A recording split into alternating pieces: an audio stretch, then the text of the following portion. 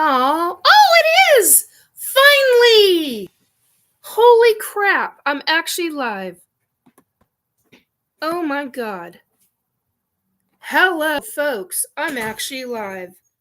Oh my god. 50 minutes, more than 50 minutes. I've been doing this for over an hour, actually. I'm finally live. Hello, folks. Okay, so now that it's finally live, I now need to post this. I apologize ahead of time because hey, this was quite the feat. Over an hour trying to get this to work. Combination of slow internet combined with YouTube stuff, and I don't know what the hell was going on with YouTube, but one way or another, I was coming on tonight, no matter what time. Anyway, finally live.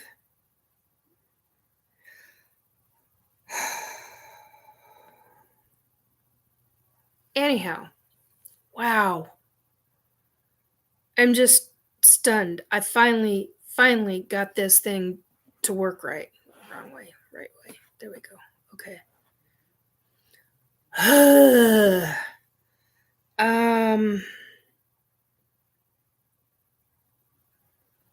Okay, so I need to post this to different people I know. There we go. Finally. Oh my god. This has been quite the, even if nobody shows, there's plenty of things to talk about.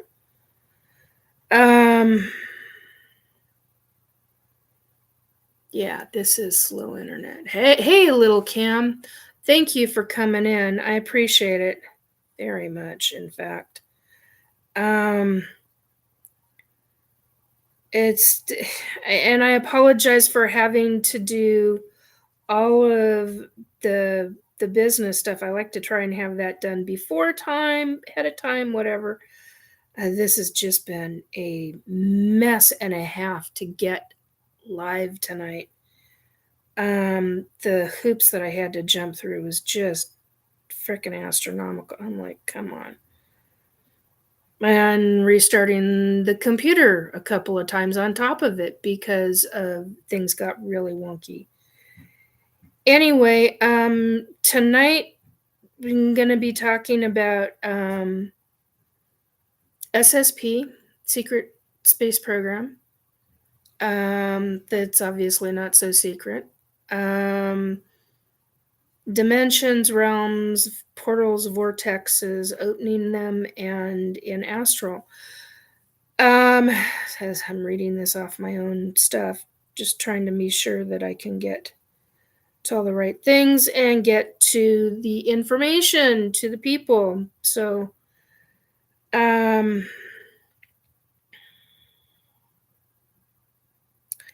anyway, so I've had a lot more memories of SSP. Oh, I should probably send this to him too. And it's actually because of somebody I recently met. And come to find out, we knew each other in SSP. I'm not outing the person by any frickin' stretch of the imagination. I'm not going to do that. But they triggered more memories in me and like triggered them in a major way. Sorry, I'm still trying to be sure that I get to everybody that was really wanting to come and listen. And I'm getting the last of them. They've all made it very clear that they really wanted to hear this one, and I couldn't do it yesterday. I had a medical situation where I was just like, this is not working right. Oh, yeah. Kind of forgot about that. That's a kind of a big deal. Okay, I think I got everybody. I think. Yeah, okay. Did I?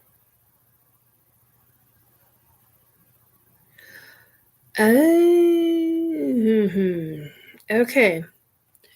So, I did miss somebody.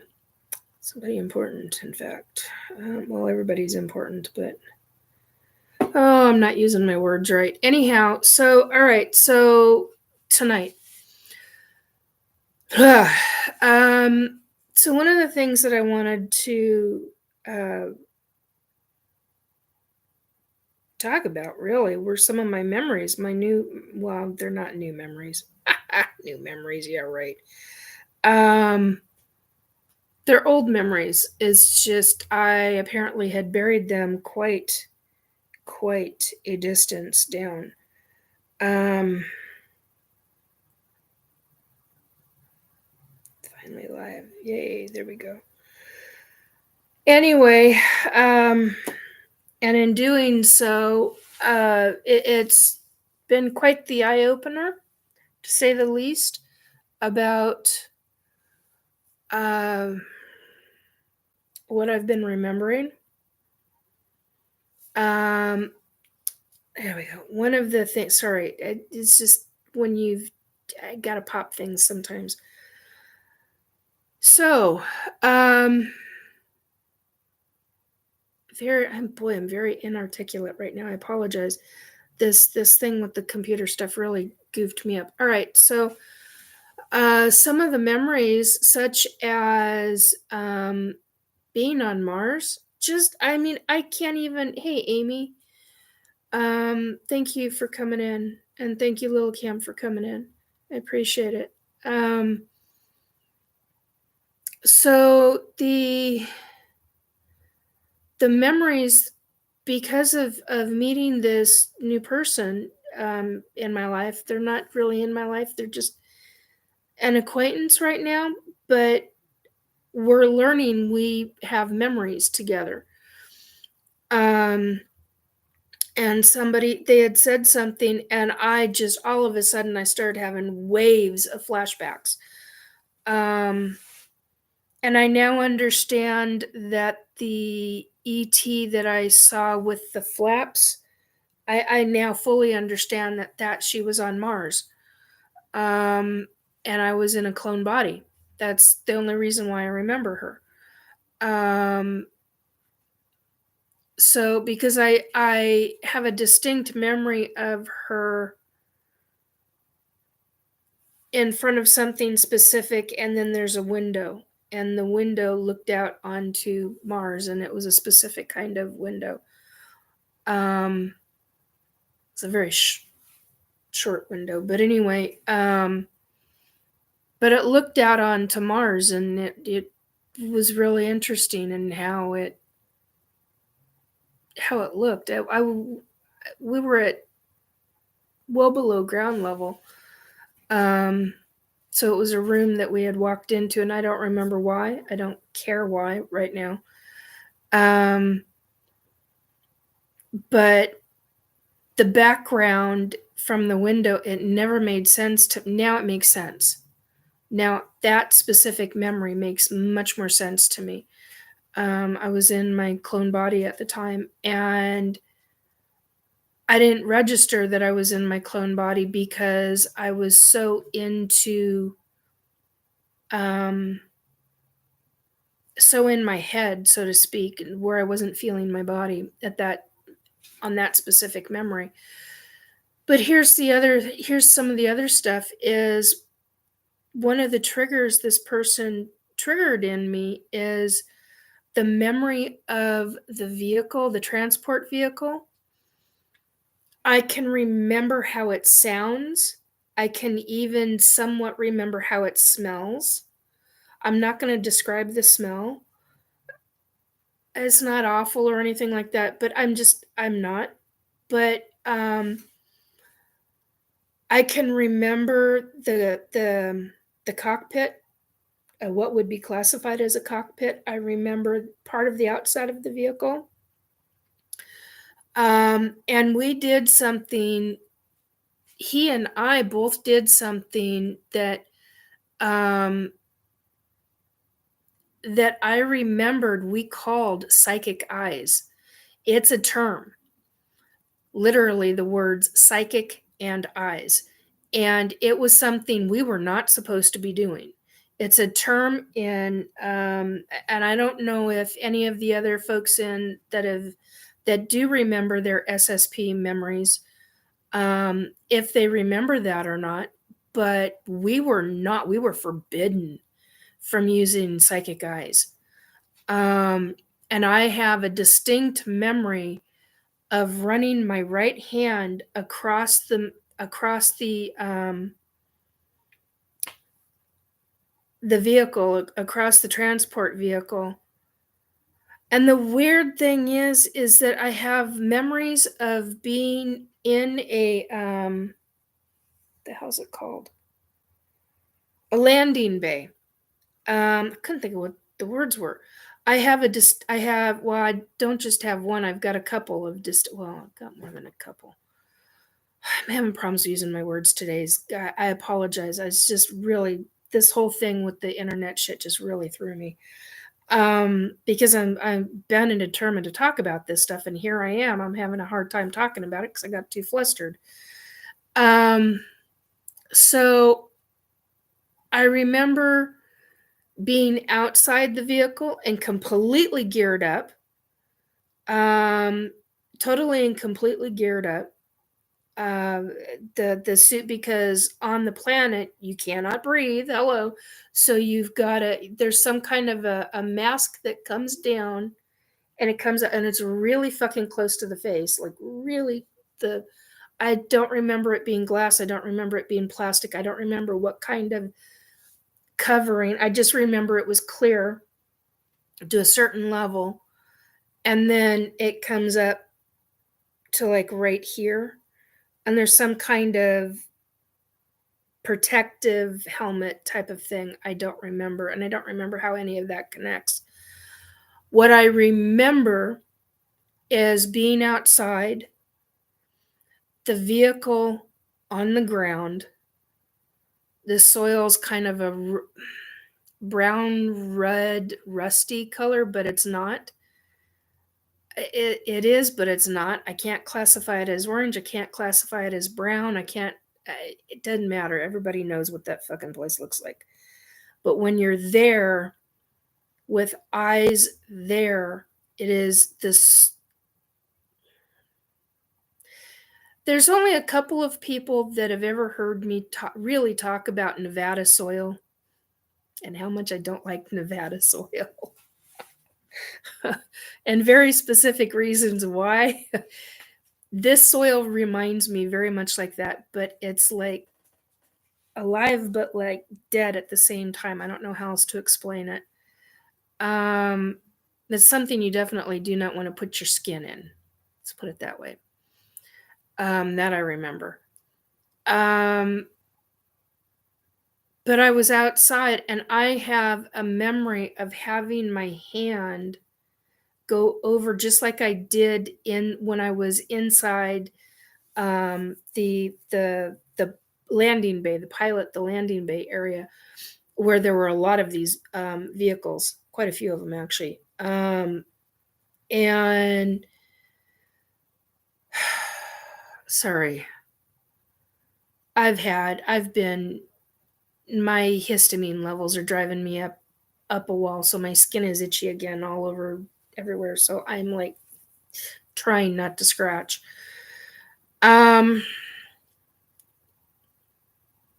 part of that is stress, which raises the histamine level. So I do apologize ahead of time, because I'm not normally, when I talk to people, I'm not normally scratching. I hate that. Anyway, personally, that's a personal thing. Anyway, but I remember my hand going over the metal, and what I would classify as metal. I don't know what it was actually made out of. Oh no, I take that back. I do. I don't remember the name. It's a specific name. It's not metal on Earth. It's not. It's different. There's a specific name to it. It's human ET built.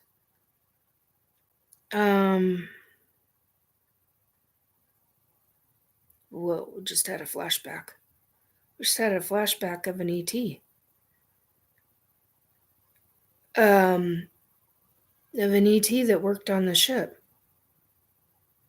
Sorry, describe. Yellow brown, beige brown, more yellow than beige.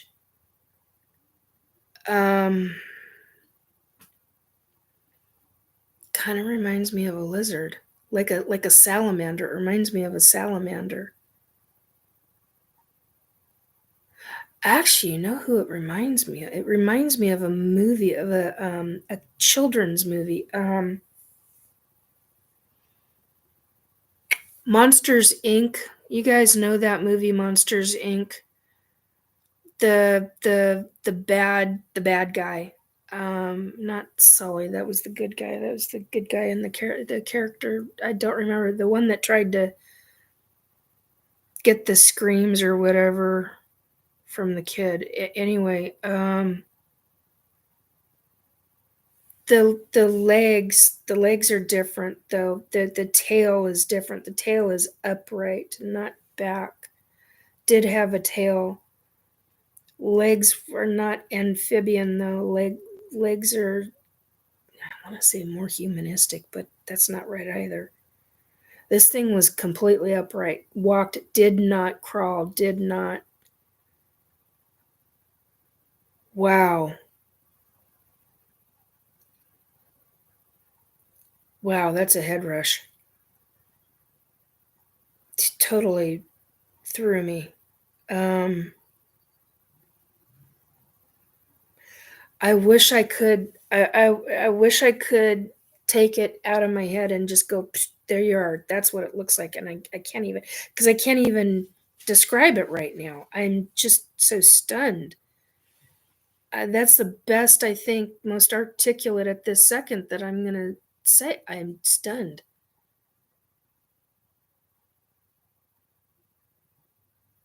More yellow than cream, but it's got like pale, pale, pale brown. Um, like tan, more light tan. Um, 4 fingers. Yeah, 4 fingers. Um, I want to call it some kind of coating over it, but that's not a coating. I don't know what to call it. It's a, I guess, like a form of a skin. Anyway, sorry, that totally blew me out of the water. Um, oh my god, that totally blew me out of the water. Um, okay, so SS. Wow. Anyway, so psychic eyes. I'm trying to get back to the psychic eyes thing. So I'd run my hand across. There's somebody else like that too. That's who she was. She was one of the. I don't know if I want to say that out loud because I don't know if she's still there, and if she is, I don't want to get her into trouble.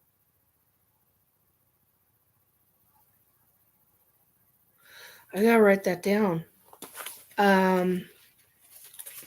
Uh,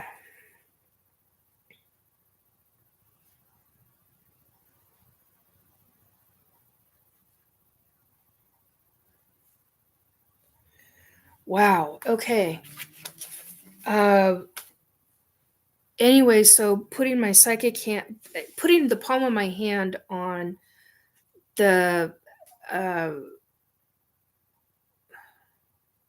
transport vehicle, because that's what I've got stuck in my head. We didn't call them helicopters. The term was transport vehicle, but they were known as something else, like a ridge runner or I gotta write that one down too. Ridge runner.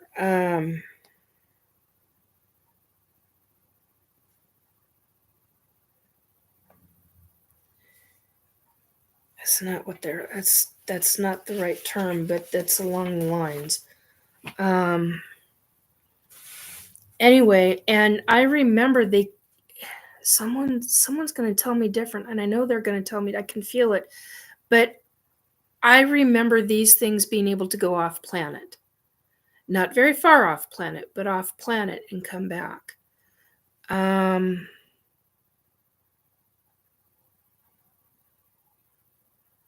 Anyway, so we ran our hands. I would run my hand, not us, because anyway. So I ran my hand along the metal wall of where I knew the engine was. And I would do what was called psychic eyes. And psychic eyes was what us pilots would call it. And I've asked a couple of pilots already, and they don't remember that term. They don't remember that term. I was going to say something else, and I thought better of it. Anyway, so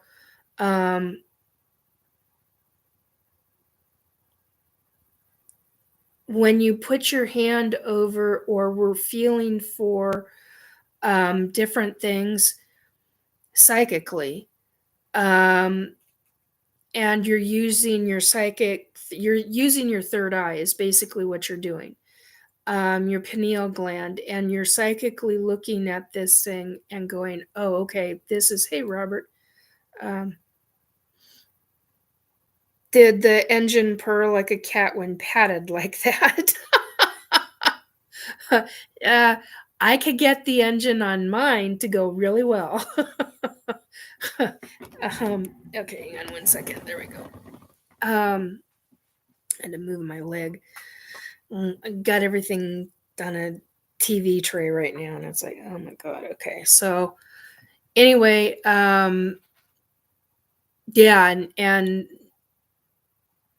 I gotta be careful how I say that. I was just about to say, yeah, I was able to get my engine to purr really well. That's not like, oh my god, Nikki, isn't that how you mean it? Anyway, and Robert says, I'm sure, yeah, very carefully. Laugh out loud. Yeah. Okay, do you see how red my cheeks are going now because I said that out loud? Oh my god. Anyway, yeah, I got the engine. I was always known for getting my engine of my vehicle to go really well, and nobody understood how I could get it while I was using psychic eyes. And they wanted you to do hands-on. Well, I did hands-on. Had my hands all over the place and feeling the different tubes and the different electrics and all of this, and I could not even tell you. It's interesting because I can actually see the flap up on this thing, and the flap up, the engine door being opened, and it raises up, so you have it like this and then it raises up. At least that's how I remember this one specific section. I know there were others that opened out like this. Cowl of the engine, yeah. And the Pacific Northwest lights up with cherry red out. Jesus Christ. Oh my god. Hello. Anyway, my point being that I can tell you what things go to, but I couldn't tell you right now what they do. Like, I know that there's a tube that connects, gets screwed on, clamped in, and then screwed on, if I remember correctly. Clamped in and then screwed down, and then something put over it to seal it. It has to do with air, so the air doesn't get into it or something. I can't remember exactly where. But this one comes down, comes up, and it goes to another section that's already on the inside of the machine or of the engine. Anchor point, yeah. And there's a number of wires behind it. That God help you if you ever cut that, you'll spin. It's like one of those to where you literally the whole vehicle will spin if one of those things is cut.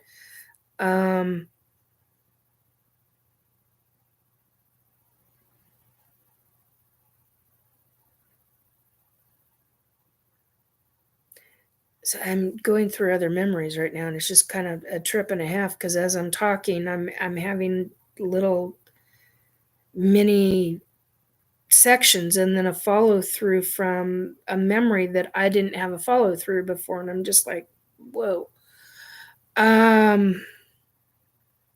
So I'd put my hands on mini videos in the mind. Yeah, the vessel would become a centrifuge. Yes, it would be, Robert. And so basically what I did was I did an energy feel, and at the same time that I did an energy feel with my hand, I also did psychic eyes. And psychic eyes was where I could feel the energy from my hand. And actually, this is something that just dawned on me. We use this kind of stuff in Atlantis. From that lifetime when I was in Atlantis, we used to do that in Atlantis all the time. Yeah, Robert, like how I do the human MRI technique. Yeah. I mean, this is exactly it in a nutshell.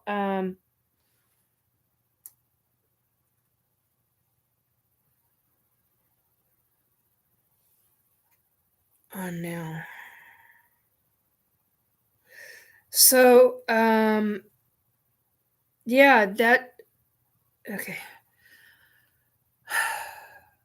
So I could see it in my mind's eye. I could see it in my own mind as to where my energy hand was, or where my hand was, and where the energy was located, and checking every slot, every crevice, every tube, every wire, everything that was in that engine. And if there was ever like a not a cut but a pinhole um on the tube, on one of the tubes that was like critical for the functioning. Well, all of it was critical for the functioning. That's beside the point because you're in a specific kind of environment. I was going to say a no air environment. That's not exactly how I mean it. But anyway, and I would have some kind of device in one hand or on me, like down. If it wasn't in my hand, I had one down on me, somewhere around the left quadrant of my belly. And oh God, they got pissed when I got fat. That just hit me too. When I physically, in this physical body, that really pissed them off. So the back injury, the 2008 back injury, oh my God, that really pissed a lot of people off. I didn't even catch that until just now. That's interesting. And so I would see where the problem was. I would psychically see where the problem was, and also feel it, and could feel exactly where the issue was in the tubing and the wires. And so because I could psychically see it, I could pinpoint it.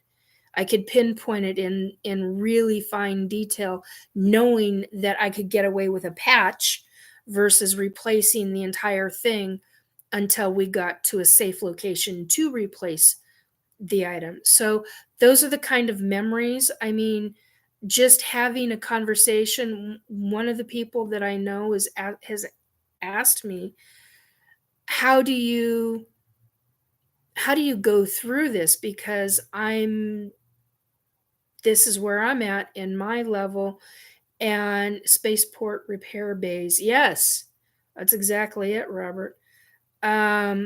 So I basically, well, it's along those lines, but I basically tell them the only way, because I'm doing this via natural, I'm not remembering this stuff through hypnosis regression sessions. And I'm making a choice not to do that. I believe if you need to do that, then do it, go for it. But I'm not doing that for me for a number of reasons. And one of them I talked about last week, which was you can't do this in a court of law. They will not take you seriously if you've had any kind of hypnosis regression whatsoever. And I found that out through a counselor back in the 1990s. So it's something that has always stuck with me. And because of that, I'm like very much into making sure that the memories that I talk about, they're coming directly from me. And that can be in, sorry, I've got to move stuff. I had a lot of really sore spots tonight, really bothering me. Which is one of the reasons why I wasn't on last night. I had some medical stuff like earlier, like I talked about. But anyway, yes, as Robert said, you would rather have the memories flow back on your own. Yeah, I would. And I've been told by, not the hierarchies, by my family and my guides who are on the other side, that my body and my brain are going to stop me from remembering the really horrific stuff, because they already know that I can handle a great deal, but there are limits, and they know what those limits are. And they're like, okay, if I get something that's really rough, sometimes I get a prequel, like from the family or from my dad or one of the guides, and I'm like, oh God, and then boom, it happens. I mean, it sometimes it's only a fraction of a second to be that kind of notified. So anyhow, okay, it's driving me nuts. Oops, let's not do that. Ooh, maybe there. That's a little bit better. Woo. There we are. Okay. Just not like turning around on the display bridge, not the real bridge. I worked out. It was a training area. Yeah. Yeah. I mean, it's one of those things to where you've got to be careful with your memories, in how you adjust to these things, because I already know and have been told by other people who knew me back then, who knew me in SSP. They were like, we did some really awful stuff. And I'm like, I don't remember that. What I remember is flying, how much I absolutely loved it. I have body muscle memory in this physical body from the clone body, which to me is a trip and a half to even be able to, for me to even talk about any of this stuff is a trip and a half. I questioned this stuff before I started having real flashbacks and memories and things. I mean, I didn't, it was really, I can't say that I didn't believe, but I questioned. And so that's a big deal. I'm always questioning everything that I've got. Like I will forever question the memory of that tall, skinny, salamander-esque type ET, because I'm like, where the hell did that come from? Well, it popped up because I was remembering something very specific, and I literally said about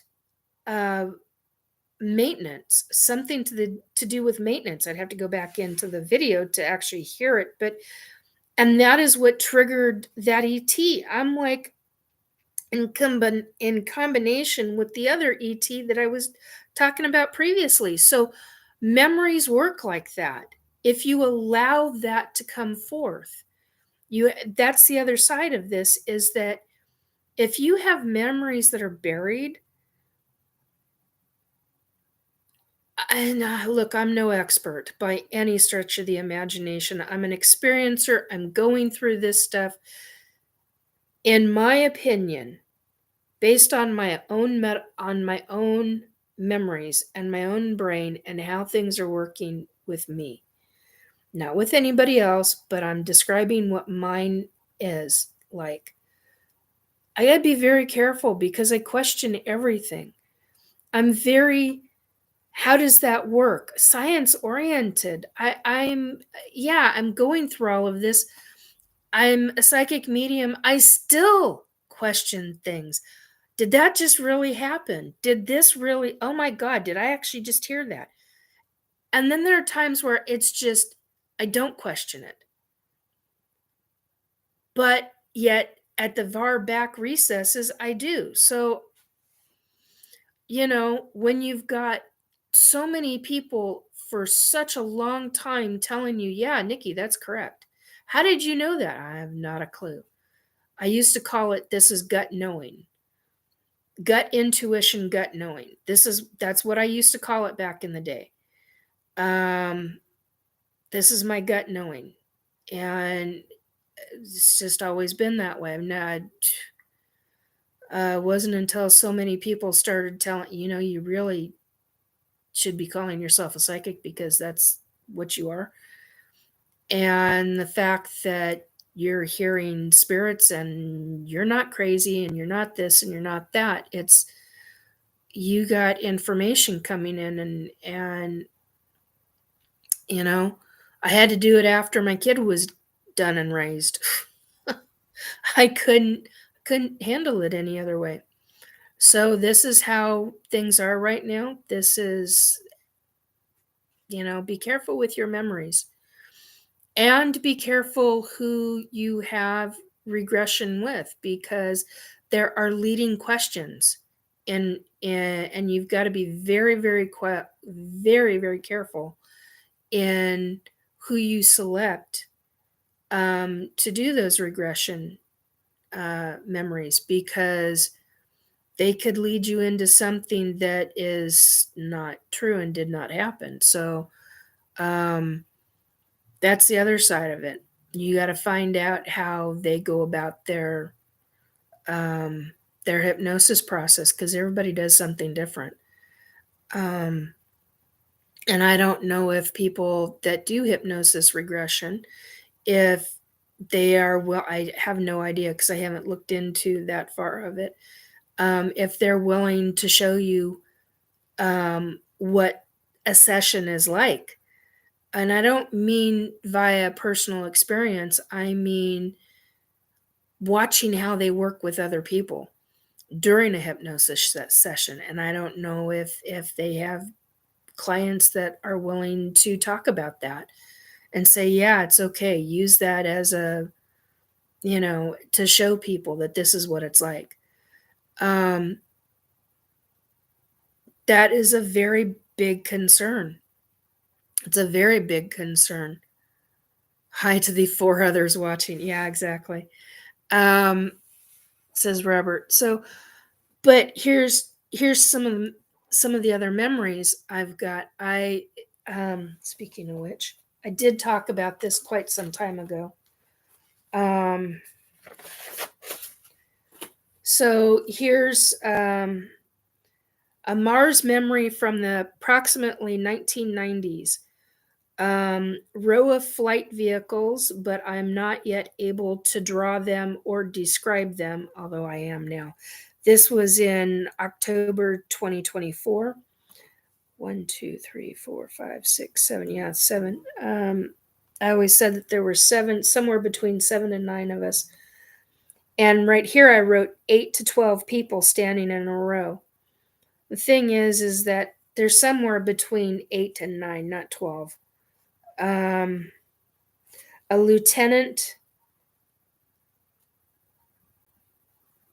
Lieutenant Colonel? Lieutenant Colonel standing in front of them, pacing back and forth, yelling that each of us, were U.S. government property worth each one of us 380 million per. I was one of three.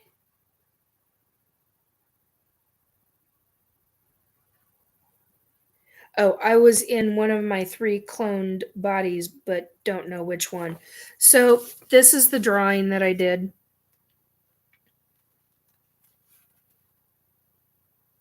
So we're standing in a row. Standing in a row.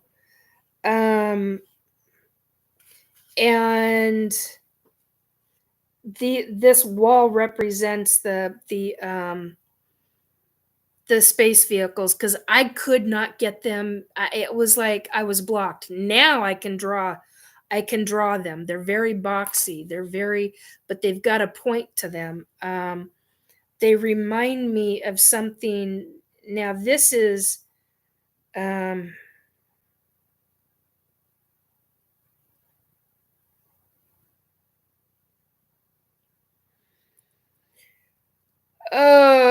where the hell is it?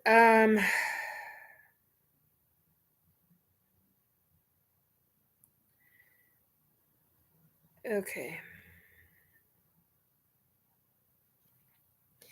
If you look up Dream Chaser Tenacity, you will find a image that is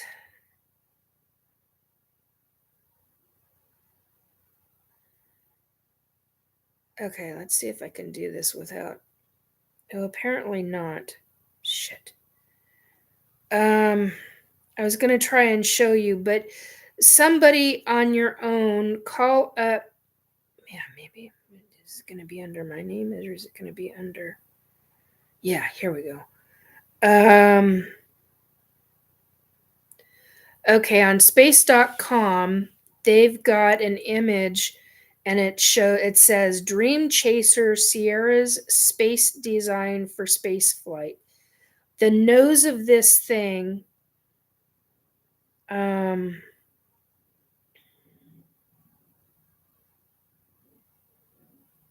whoever the artist is, the designer, they did phenomenal with it. This is only for educational purposes. It's similar to that, but it's not at the same time. It's much more boxy. This one's more sleek. And I don't dare show the rest of that, but that is the Volvo's boxy but good. Yeah, I mean it reminds me of a rectangle, actually. But it does have curves up at the top. It's not square up at the top. It does have curves. And so it's just, but it's got a noise. It got a nose. It doesn't come to a point. It curves. So it goes through the air really well. Flows through the air really well. Anyway, but that's the only thing that I could come close to finding in somebody's drawing somewhere of something like it, because I've come across a lot of different vehicles that are, and we're talking air vehicles. I'm calling them a vehicle because whether it's a helicopter, whether it's a C-47 or some kind of thing like that, or an Apache, it's got a nose on it. They've all got some kind of a nose. Well, this is different. It's sleeker. But yet it's aerodynamic, but yet it's not. I don't know how else to describe it. But anyway, I don't remember fins. I remember it hovers. It's got landing pad feet, but no wheels. Everything, and when you take off, you go up and shoom. I mean, you're gone. Very, very fast.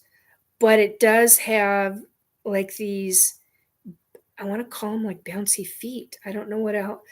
They've got springs. They're spring loaded. That's what it feels like when you land in these things. They're not completely on the ground.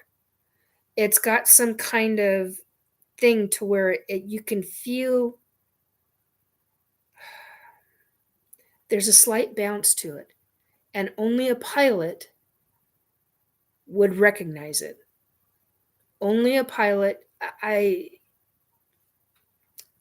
and put a hand on a Bible and I would swear to it. There is a Now that is a big deal to me.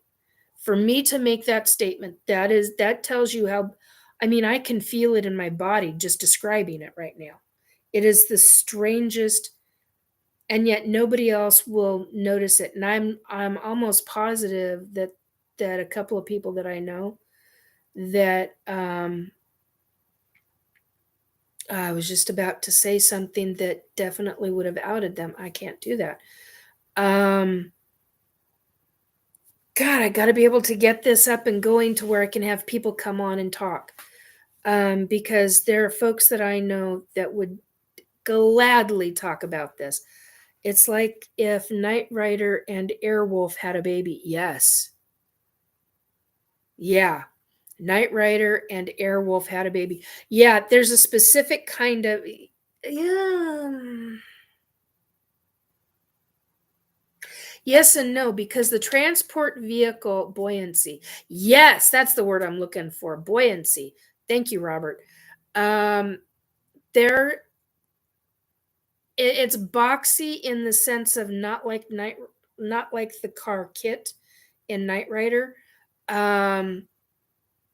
But it's, I mean, you could hold, easily 20, I would say 30 men, women, people, whatever, human beings.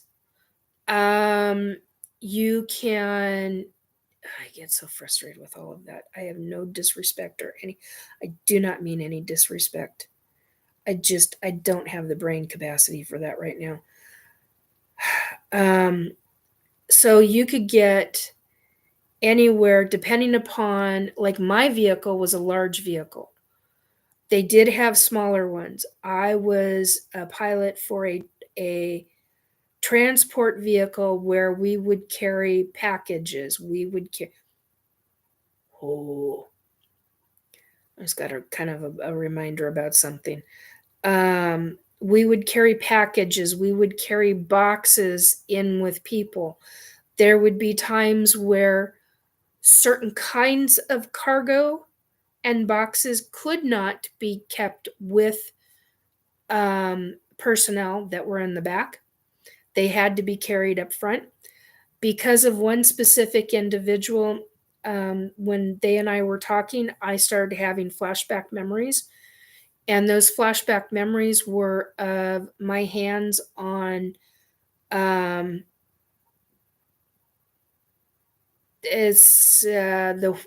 going to call it the wheel, or like a steering wheel device. It's not a steering wheel, but I don't know what else to call it. And the shaft goes down to a certain section on the panel, and there's all different kinds of it's a lot of upper body strength. A lot of upper body strength with this. And during the course of that conversation that I had with this person, I had memories of to where I could hear my fingers clicking on different not devices, different where you turn something on and off, switches. I don't know what else to call them, but switches. There's certain things that I could hear, certain sounds, and all you'd have to do is touch. And then you'd have to be very careful, because for somebody like me, I could touch and do something. I wouldn't even have to touch. I'd have, even this high above, my energy would automatically tell the computer what I would, or computer, it's not a computer, but anyway, tell the machine what I would want it to do, and it would automatically do it. And yet at the same time, there were aspects to where we were using our mind to drive these. But yet at the same time, it's a twofold type of situation. Oh my God, it's a twofold type of situation. How do I explain this? So there's this one instance where, because I was talking to this person recently, the memory came up to where there was a package that was, there should have been the package was on a chair where a person should have been sitting, a human should have been sitting, but instead they were behind me. And I was transporting them and the package, and the package had to be so secure that it had to be up front with me, which I can't remember why, but in my human thinking, why the fuck would that be taking place? Seriously, why would that be taking place? If I've got security behind me outside of the cockpit door, why aren't they with the package? That makes no logical sense. So there was something about this specific package that had to be with me, the pilot. And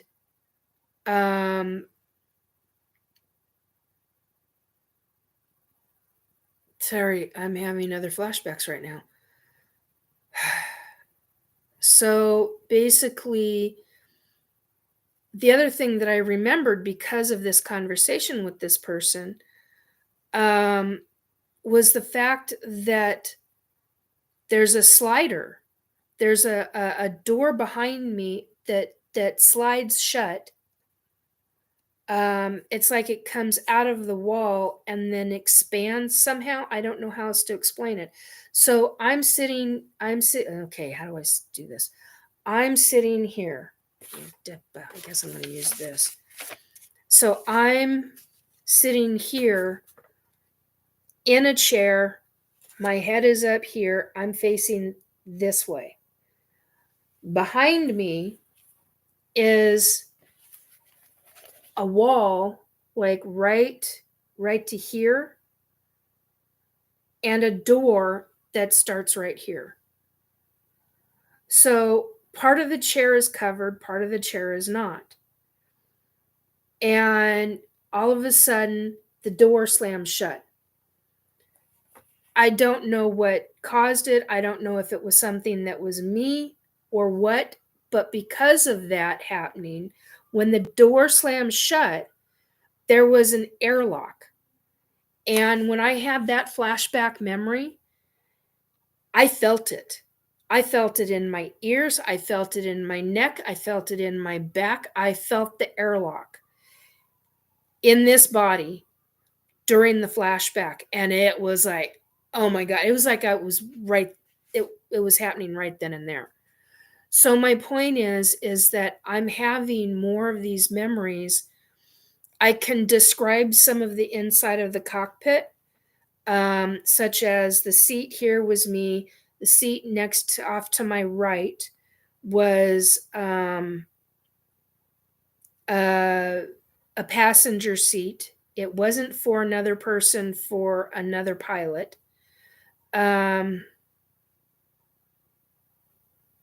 Yeah, pressurized due to a takeover attempt on the craft.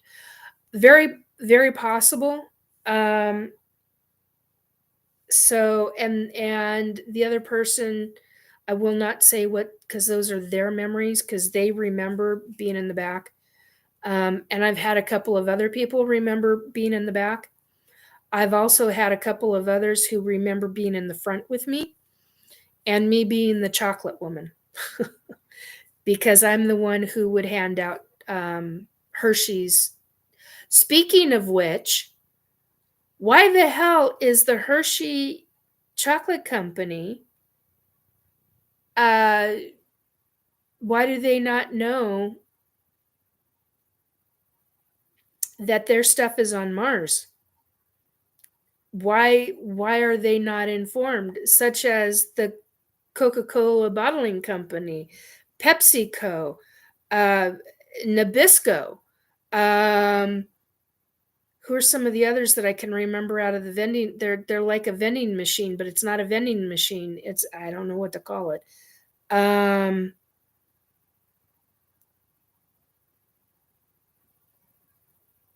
find that really bizarre. I've had more people tell me that they recognize.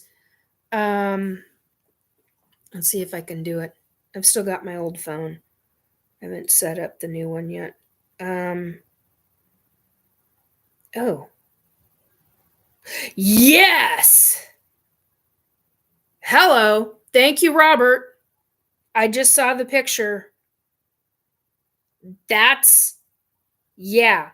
The nose is pointed more, though. He just sent me an image from NASA. It looks like a space cruiser, but it's got 6 wheels to it. And yeah, that's real close to it. I mean, like, holy shit.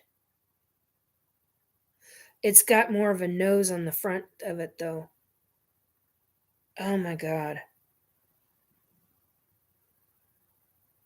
Thank you for that, because that's starting to trigger some other memories. Thank you, Robert. Thank you. That's actually not what I was going to look at. What was I going to look at? Oh, yeah, the transport. No, not the transport vehicle. I was going to look at oh, fuck balls. Oh, yeah, okay. SSP. That's what I was looking at. Okay. Okay, so I've had people recognize me as this. This is an AI version of me. Back during that time, I look so, I mean, that's almost exactly what I look like. So this is Meta AI. My hair was my hair was longer than that, but that's what I look like back then. Then I've also got pictures to where people recognize me that way as well. And so, and I wrote in here 1987 to 1993 on the hair color. So, but that's AI as well. That's Meta AI. Hey, Woo Writers. And so then I'm also recognized as that. Now they tried to, with the AI, they tried to take off the glasses, but they couldn't take off the bridge part of it. So you see that right up against the eyes. That drives me nuts. But I've had people recognize that picture. And then I get ones to where people have recognized me looking like this, which is interesting because I used to wear glasses like that. So, where's another one? Oh, here's another one. I've had people recognize me like that. Again, these are all Meta AI, so I'm going to say that.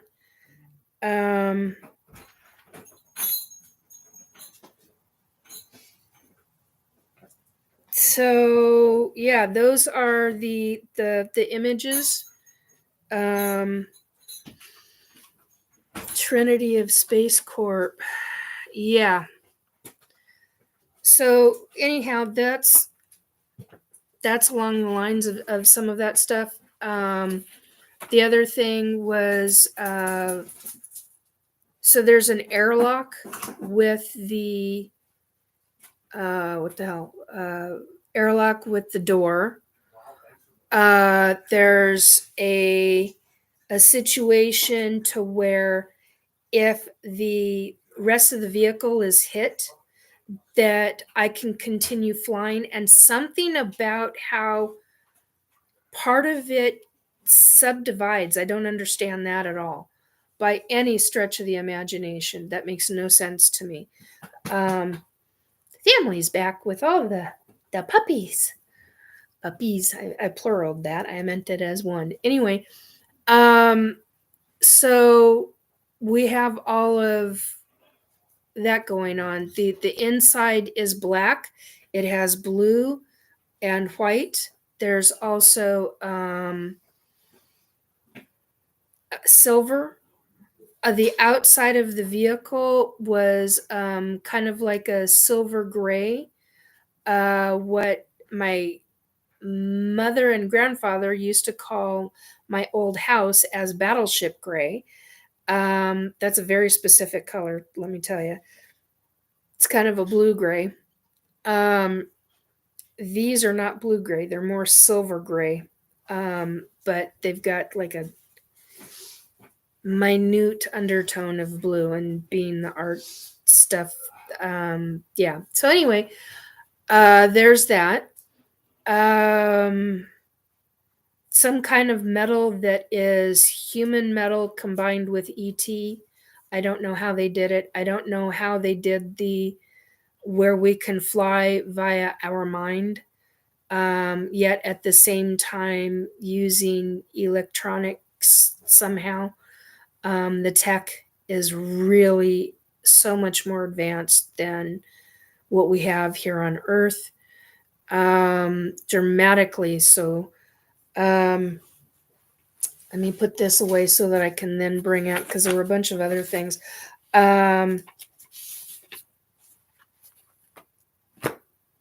It was somebody that we used to call Tricky Dicky,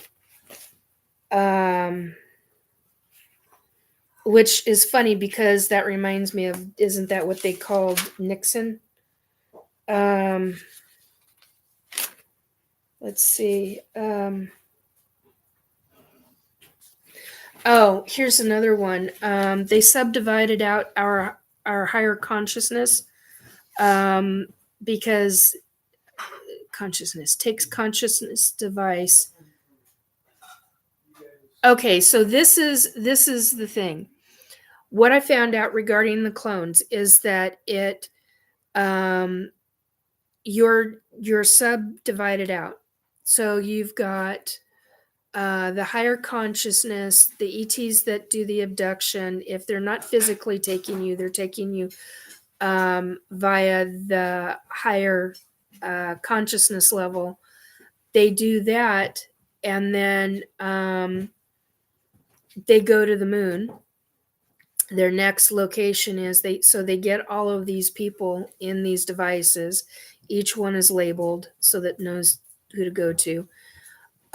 They put the devices, they get the clone bodies, they put while they're on the moon, because I believe, and I remember, I believe this because I remember, we are taken out of the moon and transported from the moon to Mars.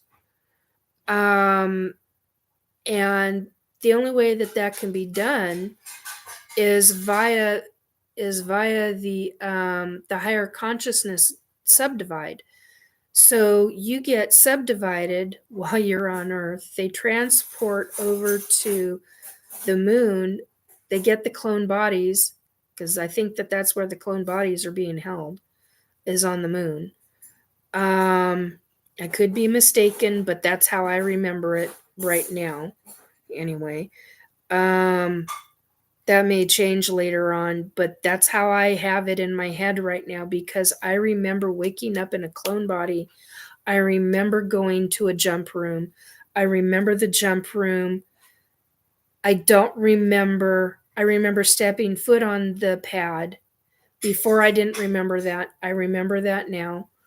I rem I don't remember being transported. I just remember stepping on it. I don't remember anything after that.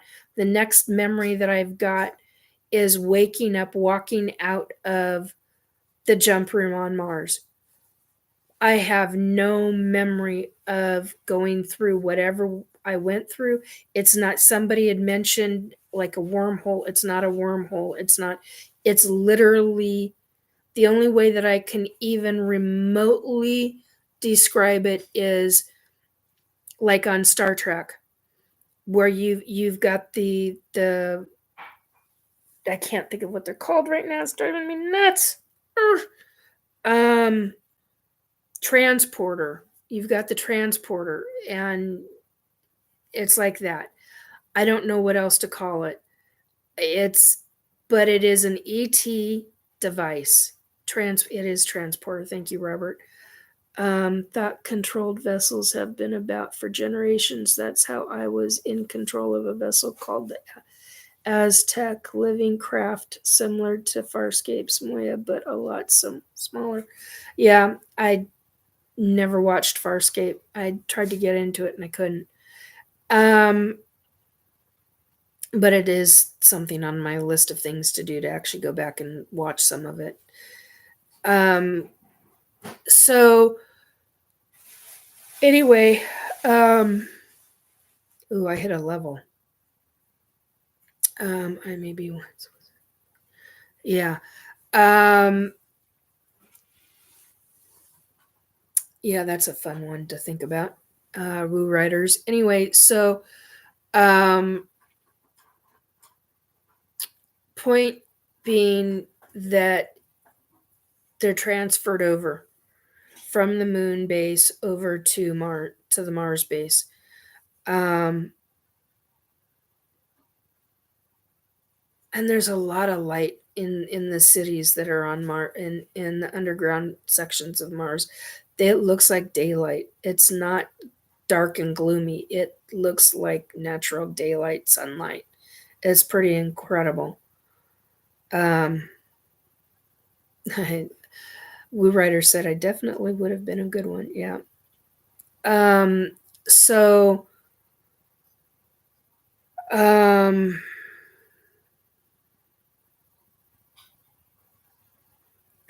that's a big deal, is to remember the fact that they subdivide out the higher consciousness.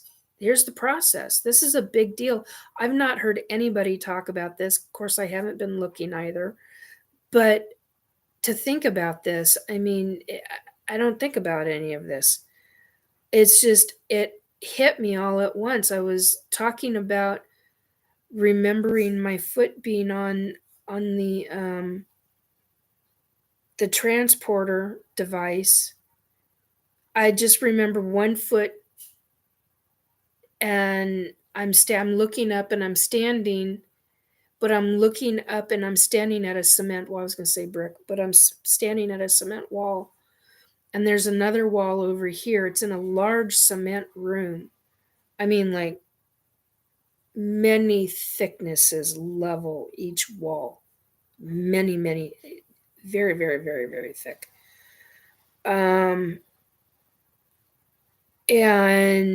I'm getting up, I'm standing up on them, taking a step up onto the platform.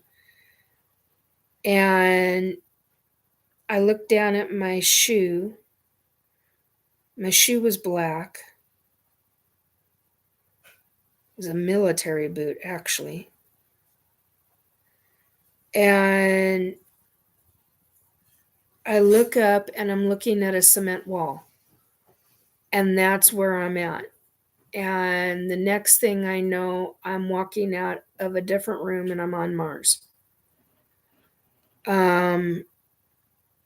So these memories, they come in pieces. This is how it is. For a lot of this, well, for all of this, not a lot of it, for all of it, it's like this for me. And that's how we ended up in Mars. Now, I'm assuming we go back that way. Because I have a distinct memory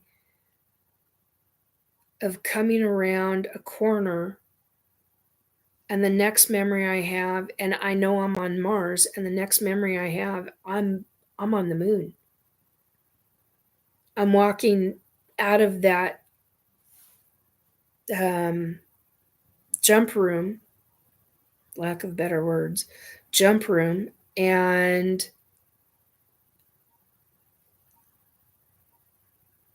I was about to say I'm walking off to my right, but I actually walked off to my left.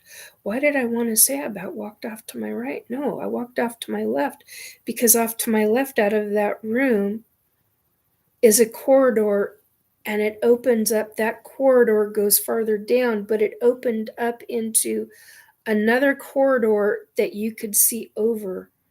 It's like a bridge. It's like a large but a stable walking bridge.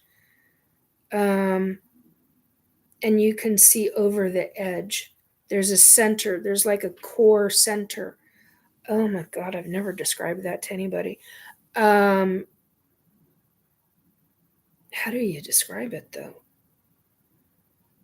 So out of that room, and I remember the cement walls or something like cement. And then there's a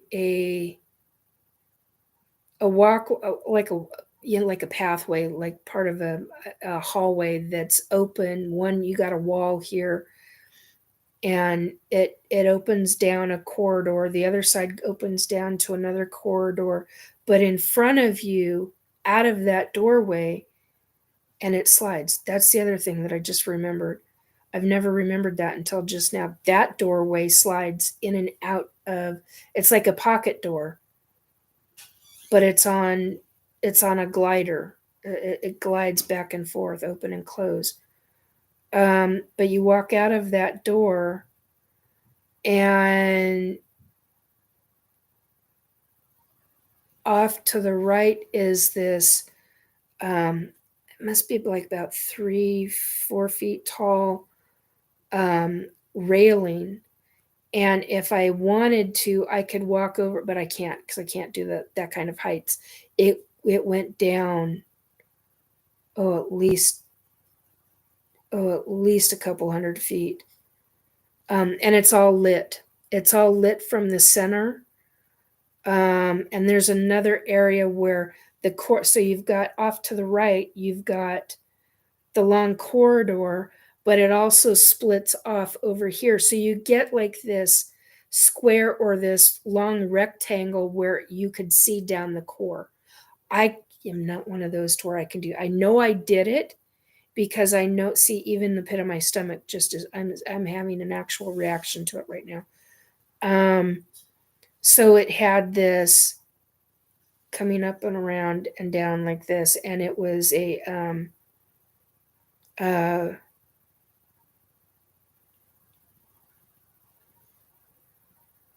hello, brain fart.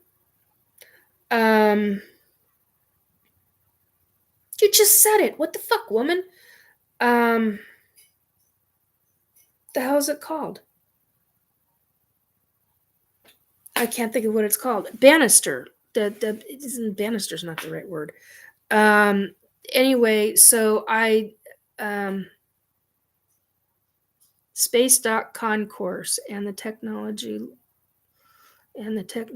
level is over 100 years ahead.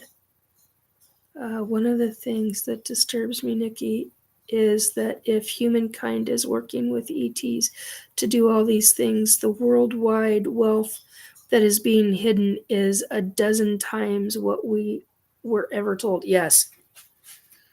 We're talking trillions. We're talking, Amy, that is spiral levels. Yeah, but they don't spiral down. That's the thing, Robert. They don't spiral down. And Amy, hang on a second. So each level has its own to where you could look down. and it goes down hundreds and if not 1,000 feet. I mean, I know that it goes down multiple levels going down. And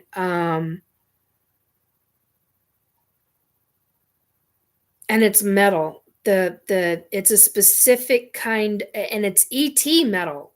That's the thing. It's ET kind of metal, but it's not alive. It's not living. It's not living metal like the ETs on certain ET ships, where you have living metal where it turns into anything that you can think of. So if you're in need of a bathroom, it'll turn into a bathroom for you, a cubicle so that you can go to the toilet, basically, if you're a human. Or a window and you want to see out the window. So that's a really big deal. This is non-living metal. I don't have anything metal with me right now, but anyway,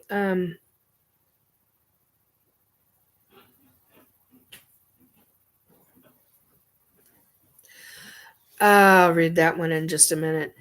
Okay, so Amy goes and says, one of the things that disturbs me, Nikki, is that if humankind is working with ETs to do all these things, the worldwide wealth that is being hidden is a dozen times what we're ever told. Yeah.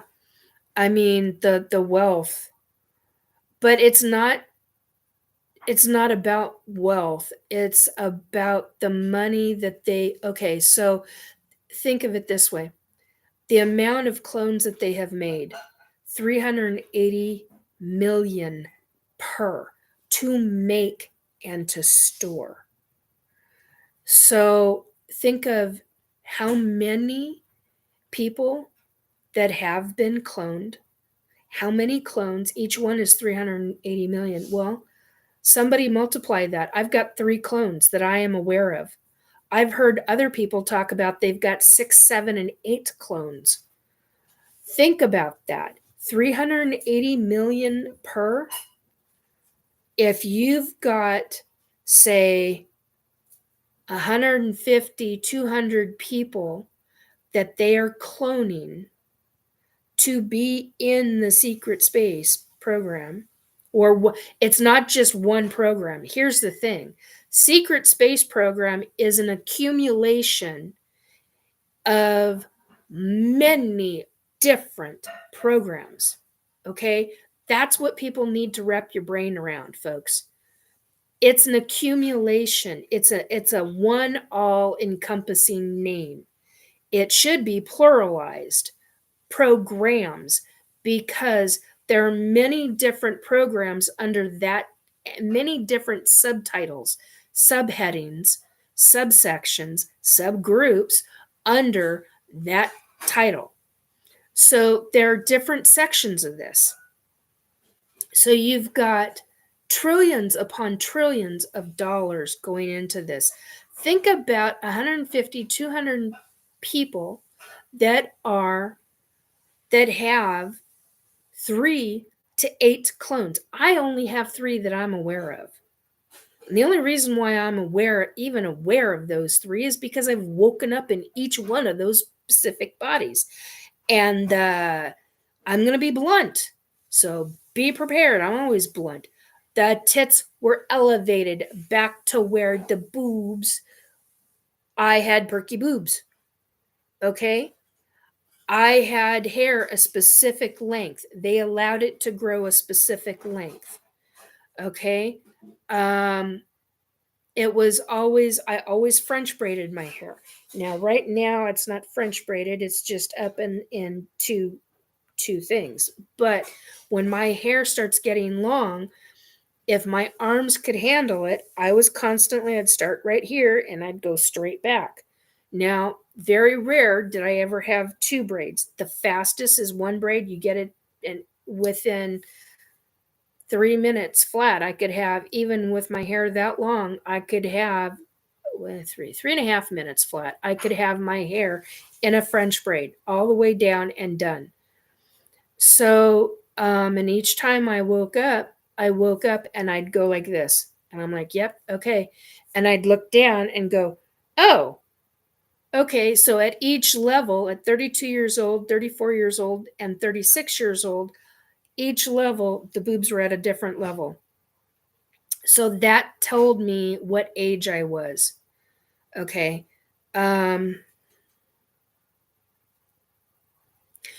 Okay, so Amy said $152 billion in clones, about 15% of the annual US DoD budget. Yeah, I mean, seriously, think about this. We're talking trillions and trillions, not billions, trillions and trillions of dollars.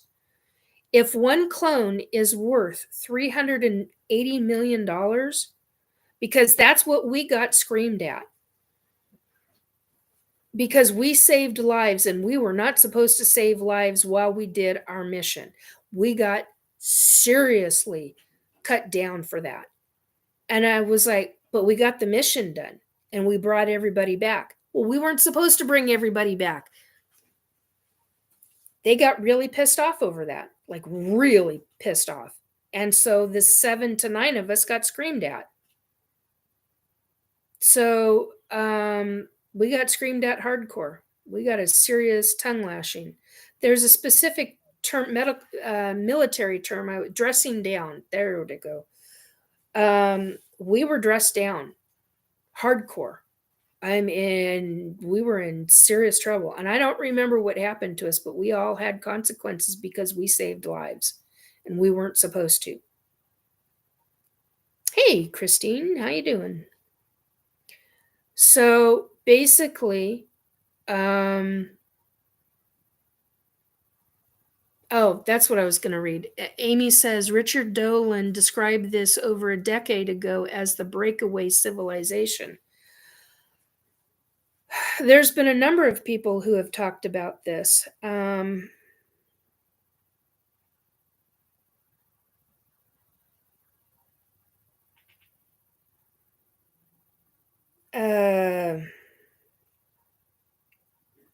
Okay, I'm not going to read that out loud, but Woo Writers, but that's really actually rather fascinating. But yeah, I mean, when you're looking at, say, 200 people who have been cloned, and I know that number is low. I mean, like really freaking low. Oh, no. Robert, no.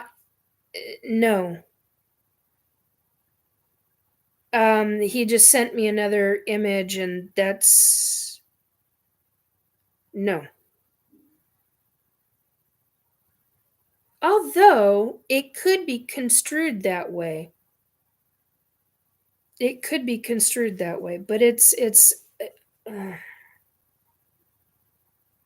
it's not like that. That's combining like 3 or 4 memories all together into one, and that's not right from what I know. Because these levels you could lean over the banister and look down. Whereas in the image that you sent me, the image is to where you would not be able to look down because there's a barrier there. It's all about something. I missed that, Rue Riders.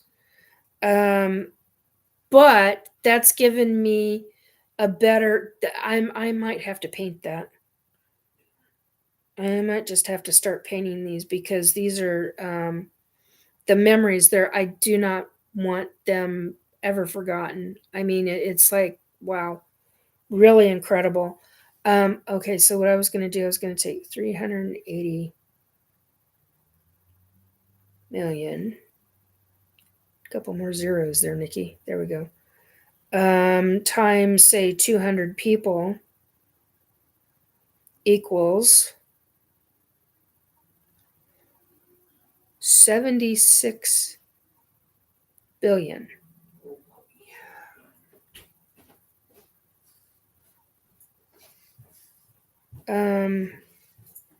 Yeah, sort of like that, Robert. I don't don't know where you're getting that, but whoever's image this is, I am going to show this. It's similar. Where's a pen? I need a pen. Here's a pen. Okay, so I'm going to use this funky pen.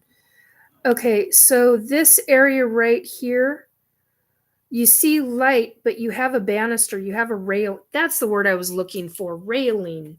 God, not a banister, railing. That's a simple fucking word. Sorry for the language, guys. Okay, so right here, there would be a railing. And it would be straight up and down. It would not be curved. So I'm only using whoever's art this is. This is educational purposes only, guys. No, nothing infringement on anything. I'm just trying to get, but this is an idea. So you've got a wall over here, people walking down a corridor, but right here there is a railing, and you can look over the railing. There is no curve or anything like that. That's actually a really good one. I don't know. I'm assuming he got this from, but this is real. That's the boxiness. That's the boxiness. Like I said, this is just examples. This is just going to be the greatest wall. Yeah. Educational purposes only. I mean, I don't have, but like I said, on that one, the nose is not squared. It's rounded. It comes like this. Okay, this is a good thing to actually talk about here. Okay, so what I've actually seen is like this on the window right here. It wraps around. It comes out, but then it's got a nose. There's a nose that's missing here. There's a nose piece that's missing. And obviously no tires, because this thing doesn't have tires. God, get lost on this. It has no tires. Has no wheels. It goes over Star Wars. You know in Star Wars how they have oh God. I don't know. It's what is it, episode 5 or 6 in Star Wars? It's the very first one from the 1970s, okay? It's not what they classify as now. Back then, we knew it as number 1. So I'm a Gen Z, folks, if you don't know that. I mean, hello, look at the gray. So, what was that, 1976 or 1977? Whatever. Anyway, my point is you hovered. So these things can hover. Not very well, but they can hover. But they fly. They can be little speed demons if you need them to be. But if you pump it, there's some other issues that need to be taken into effect if you pump it. So, okay, the movie is about him getting cloned over and over again, and he goes on special missions that he won't survive. He originally signed up not knowing this, just wanting to get off of Earth. Oh, well, that's interesting. My estimate was based on 400 clones, said Amy. Okay. Oh, you sent another picture. Okay, hang on a second. Oh! Yeah, no, it's not one of those. It's definitely Star Wars. He just showed what the Emperor, the Emperor's new groove. No, the Emperor's spaceship. No, it doesn't look anything like that, Robert. The nose isn't right. But that's actually pretty funny.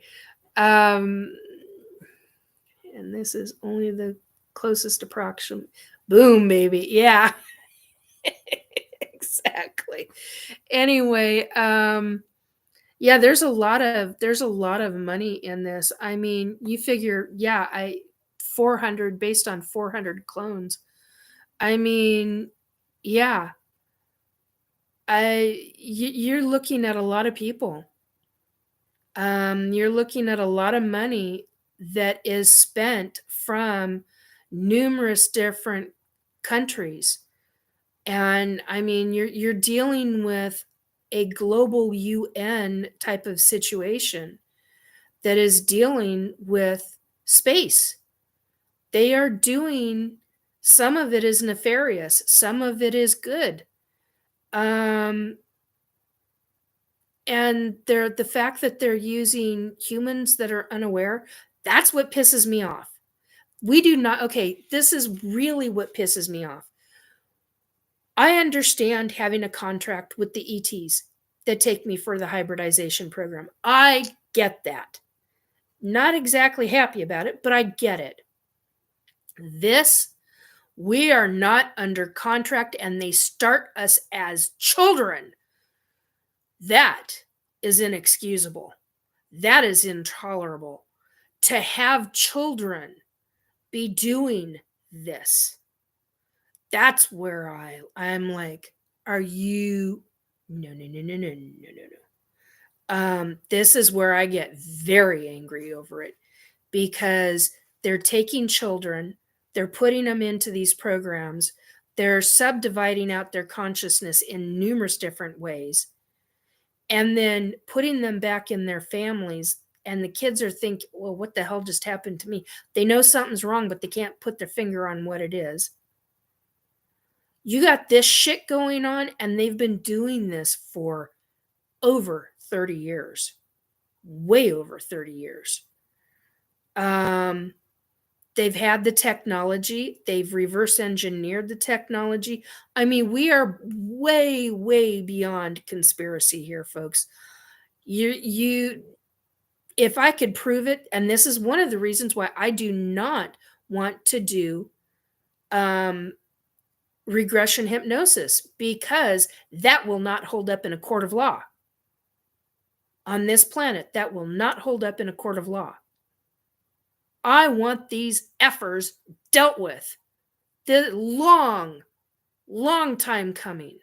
I'm not okay with this. As a mother, I am livid over the fact that they're using children. Do you know how many of us that are SSP are remembering being taken when we were young children? Inexcusable. Absolutely inexcusable. I had no idea.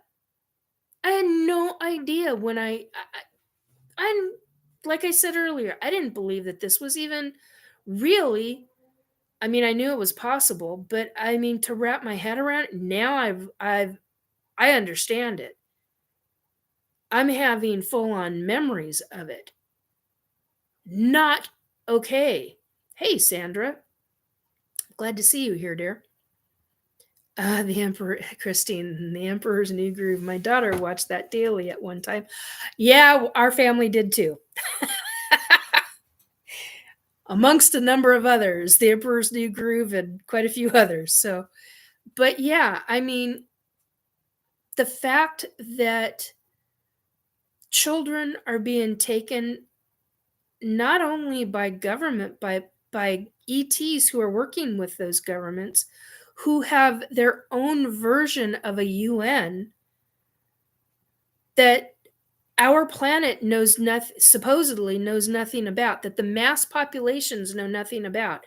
There are some things that I do agree with that the mass population should not know. I do agree with that, because that's a safety and a security issue. I understand that. It would put everybody in true panic, the kind of panic we have never seen on this planet before. However, there are also things that are being done that do need to be discussed and do need to be shown, like the fucking technology. The technology that is being used on Mars, the technology that is being used on the moon. I mean, I never expected to be ever talking about any of this during any of my lifetime this time around. And here I am going through flashback memories of having my hand on a ship that's classified as a transport vehicle. These are not psychic memories. These are actual memories of my higher consciousness. And I actually have physical memories because of it. This is where I do not find this okay. But you've thrown off the Emperor's... Yeah, Robert says, I'm sorry, but you've thrown off the Emperor's groove. Sorry. Yeah, exactly. I mean, seriously, this is not okay what is being done. It's not okay. And the population does need to know. The technology could be used on this planet. It could be used on this planet, and there would be a lot of things that would be very, very beneficial. But that's where the money comes into play. The money comes into play hardcore with all of this, because you're looking at trillions upon trillions. What comes after trillions? What's the next number after trillion? I mean, seriously. Because we're way beyond trillions. Yeah, Robert says, but that would lessen their control. He's right. It would lessen their control. But it would also stop the money coming in, gajillions, yeah. It would also stop the money coming in to them to be able to store and maintain the clones. So I know that I've got 3 clones living. They're still around. And it's a big deal. It's a really, really big deal. So whatever all right. So some of the other stuff that I've remembered is I've remembered more of the landing pads. That's not the word I'm looking for. Because you come in docking bay.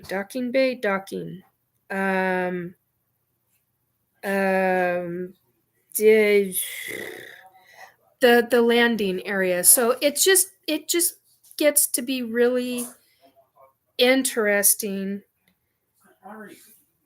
Okay, I'm gonna need to end. So anyway,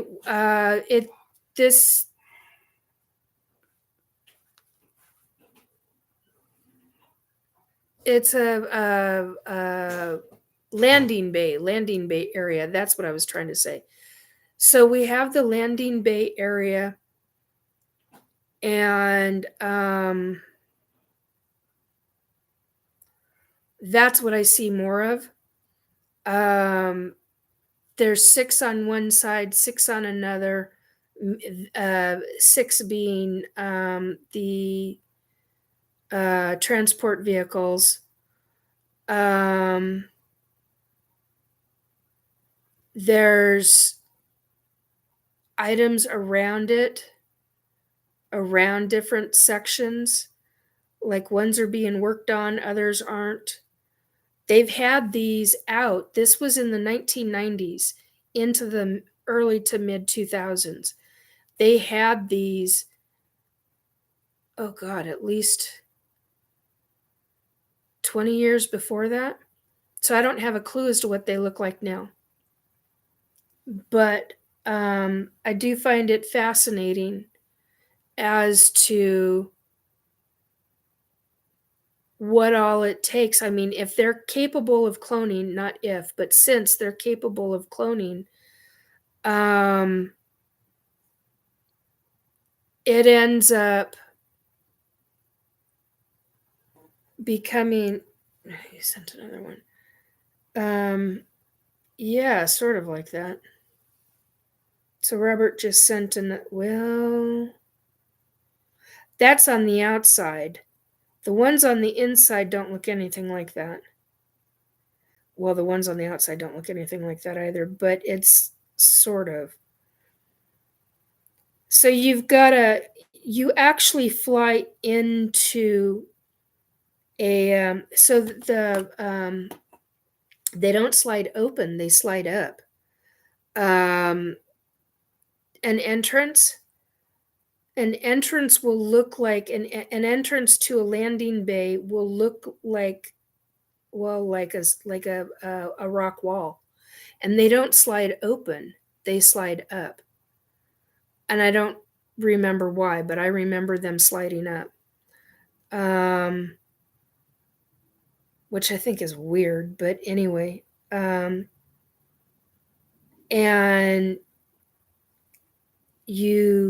it's like you hover in, you fly in, and then it comes down and closes. So, which is weird. I don't understand why I have a memory of that versus the ones that go this way. But anyway, they are,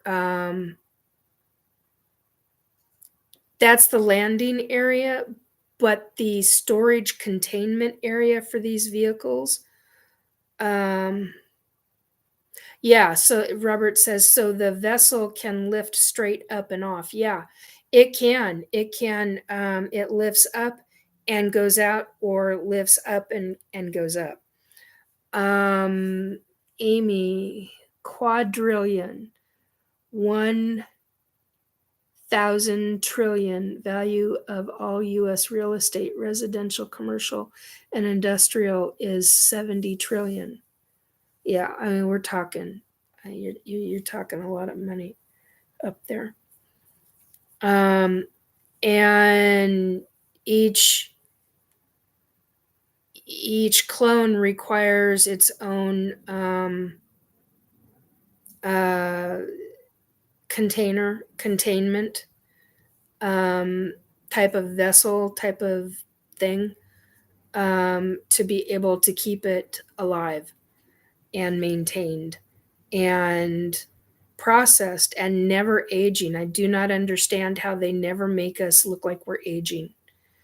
I do not understand that. I understand that with clones, they age. I do understand that, but with these clones, they don't.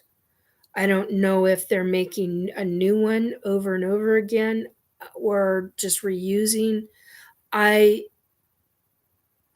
Okay, when I woke up, I assumed I was on an ET ship, servicing pods. Yeah. Well, servicing hello, servicing hangar. That's the words that I needed. Servicing hangar, hangar bay, hangar, H, not an N, hangar bay. So, because you fly in, and I can see part of that, but then you're taken over to a certain area, or you're directed to fly to a certain area, because you come in, it's big enough, it's the opening is big enough for a number of these things to fit through all at once. The entrance, it closes, it starts closing actually as you're, because I always remember, I have this sensation of always being afraid of it's going to come down and hit my ship as I'm flying through. But they're already in the because it's so big, they're already in the process of closing it as you're flying in. So it comes up, and then it starts going down, and as you're flying in, it's in the process of going down. So you kind of gun it a little bit. And I always remember having this sensation of I've got to calm my jets, so to speak, and just be normal and not gun it. That's my feel. Hangout bay, or as the locals call it, hangout bay. Yeah. So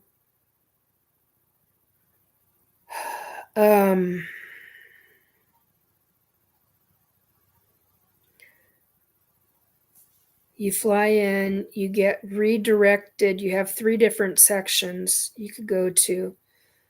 I seem to go off to the right, and it opens up into a whole nother area. If you go off to the right, it goes off into the actual landing or not landing bay. I gotta get that out of my head. Hang on a second. Landing bay. It's driving me nuts. Okay. So yeah, you got the landing bay, and then you go into the hangar bay. And I can't remember what's in the middle or the left. But I always go off to the right, and that opens up, goes down like a corridor, and there's only big enough for 2 of the vehicles flying through. So one in one direction, one coming in another direction against you. And so I go off to the right, and then I have they're numbered. I just remembered that they're numbered. You have a bay.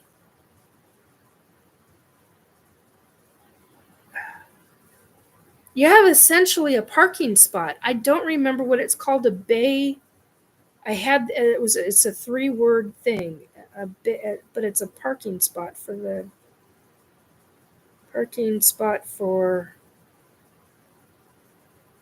transport vehicle.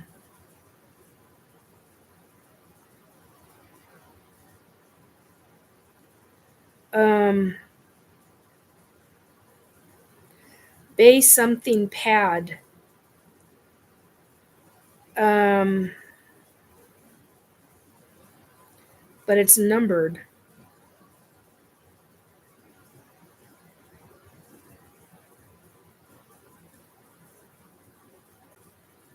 I don't know if I'm 12, 13, or 23.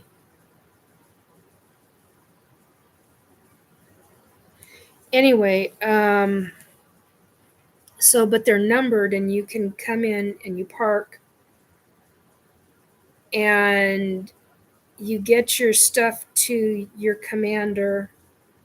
You go back in and you do a thorough investigation of the vehicle.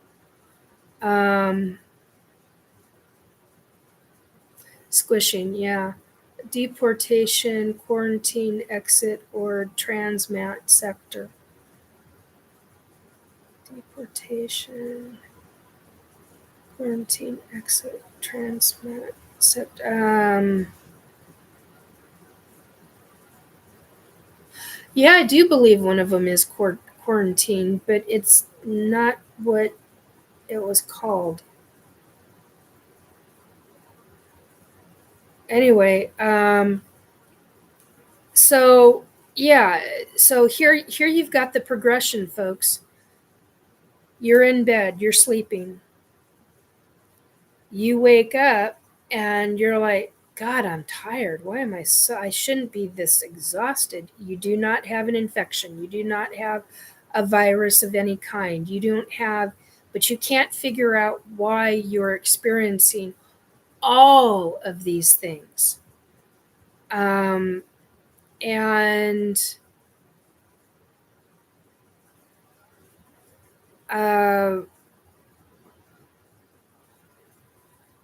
yet at the same time, you're having strange dreams.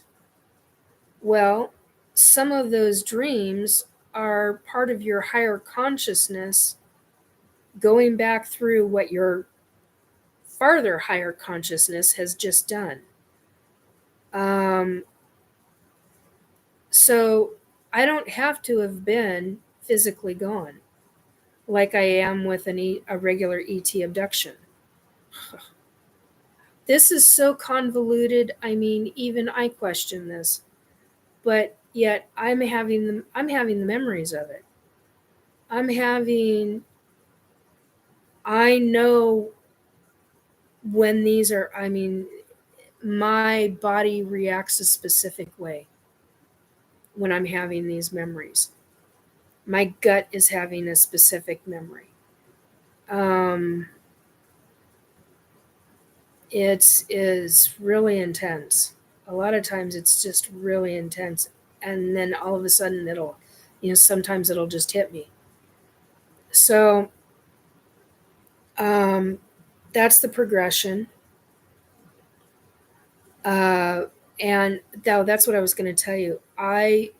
Here's an example of me thinking, and I'm so scattered. I apologize. Here's an example of me thinking I was ET abducted when I was actually having I woke up. I'm literally in bed. I remember going to sleep. I remember having a dream. And then the next thing, I'm waking up as if I'm actually waking up. And what ends up taking place is I'm sitting up and I'm going, what happened? And I'm butt ass naked and I'm on an ET table. Actually, it's not an ET table, it's a metal table. Very different than an ET ship. But it reminded me so much. I've got to stretch again. But it reminded me so much of an ET ship that I didn't think about the metal table I was completely laying on. It was like a cadaver table, is what it reminded me of. And I sit up and I'm like, where the fuck is the fat? My fat's gone. And the boobs are up. And I'm looking down at my legs and I've got 9 rods. We're not talking pins, buddy boys and girls. We are talking rods. Rods that are this big in diameter, sticking out of my legs, going from my ankles all the way up to my knees. I had one in my left.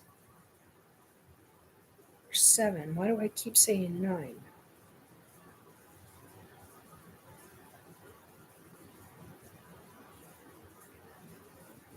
Oh, that's why. Because I keep blinding out 2 of them. Why do I keep blind? Oh, because I was sitting up and they were angled. Okay, now I get it. All right. Anyway, so when I sat up, I saw these rods sitting out of my legs. And I'm like, well,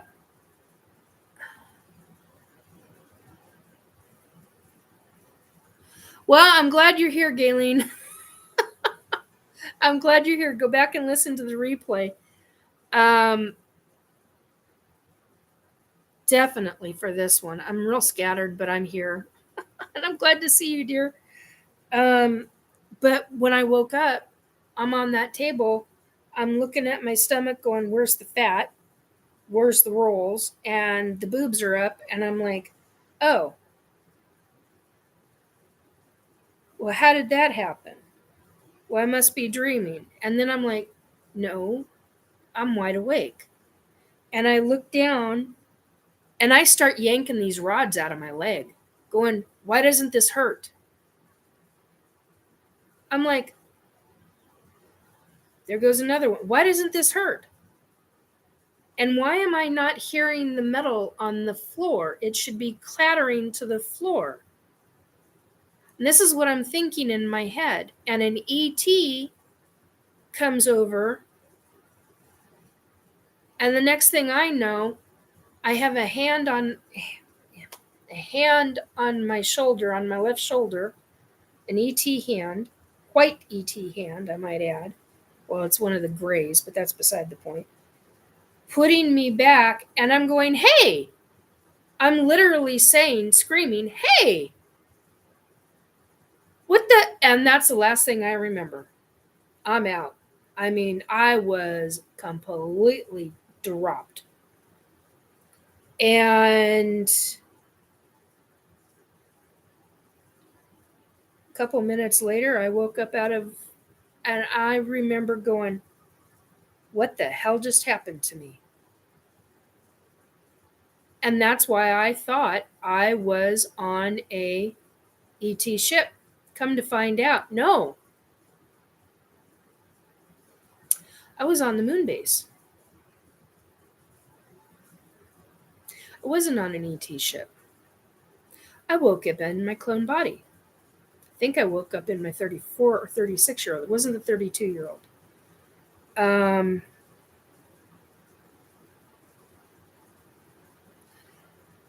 I'm remember laying in bed going, what the hell just happened to me? I mean, seriously, what just happened to me? I don't understand. It's absolutely bizarre to me. And that was my first real memory of being in a clone body. And I only remembered that a few years ago. So, what the hell? I mean, seriously. You think about this. I mean, that's a hell of a thing to wake up to. I was like, I was abducted. Why did they stick rods out of me? I was looking at my legs. And then I was looking at the time trying to figure out, oh my God, how long have I been gone? I wasn't gone. I wasn't physically gone. I searched my body high and low to find out if I had any marks on me. Not a mark. Not a mark. Anywhere. Of that, no. It was about a week, 2 weeks later, I ended up with all kinds of body marks on me from a physical ET abduction. So yeah, this is a big deal, folks. And now with all the targeting, because hello, not only am I talking about this, I've continued to talk about the book. I've pissed them severely off. I mean, we talked about Para was here last time, and Paramarv, and he was asking great questions. You know, all sorts of really great questions and things that I would like to repeat, and I just forgot about them right now. Oh, that's what I was going to say. Because of the targeting, and they're trying to get me to forget. I'm not forgetting any of that stuff.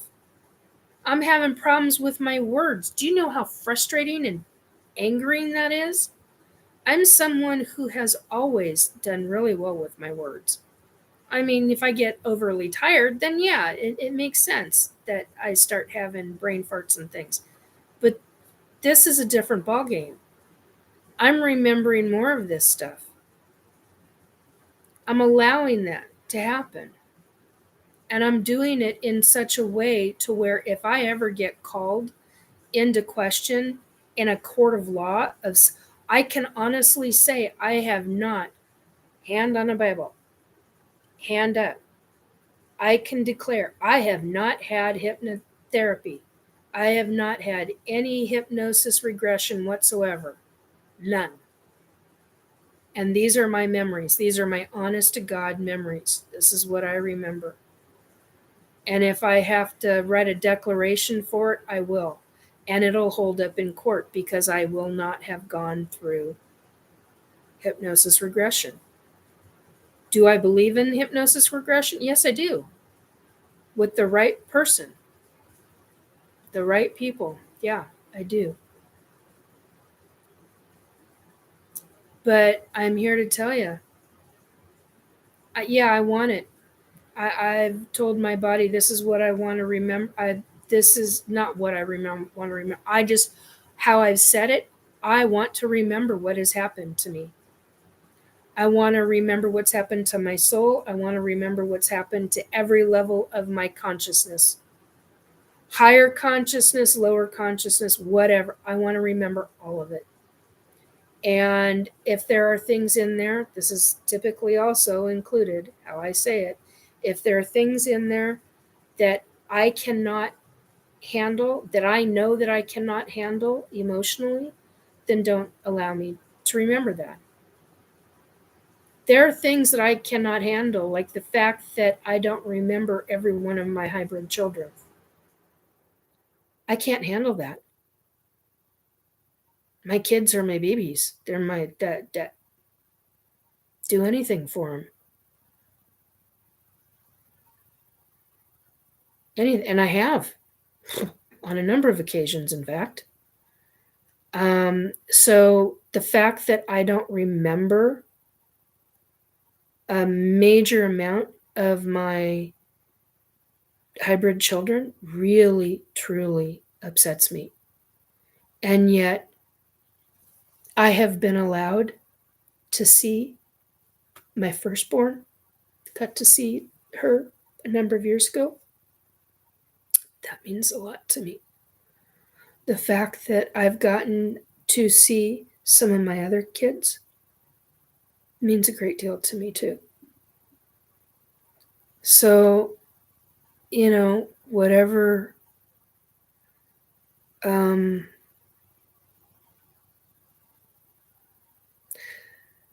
however this process is out, whether you believe me or not, I have a hard time believing that I've experienced this stuff, but I have. I have. It is absolutely a huge mind bender to me. And I have people in my life who are who've had their what is it, their masters or their whatever for counseling and stuff. I have people like that in my life. They're like, you're not nuts, you're not crazy. You've experienced shit. You've experienced a lot of shit. And the fact that you're doing so well is pretty damn impressive. And I'm like, whoa, that's a huge deal. It's such a huge deal. And it means the world to me that they feel that way. That's a big deal, folks. So it really drives me nuts when I come across people that I know are lying. And I have come across people that I have known who are lying, and I'm not publicly outing, I'm just, if you want to know, come talk to me privately. I'm not doing that publicly. I've been down that road before. I've been threatened before. I've had all that shit happen before. So, yeah, if you want to know, talk to me privately. And even then, I don't know if I'll even say it. But just be aware. Be careful who you listen to. Those that I follow or those that I have heard on shows, there's a number of the good ones that I put in my file folders on my YouTube page here. And if I believe that somebody is lying, they'll be removed off my any of the file folders that I've got, because those file folders are there for everybody to go through and say, hey, she either knows these people or knows of them and knows what they're talking about is true. And the ones that lie, they're the ones that make everything really freaking difficult for all of us. Hang on. I haven't seen this mug in a long time. Haven't shown it. Used to be on that team.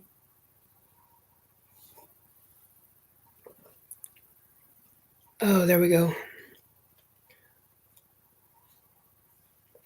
Okay, so anyhow,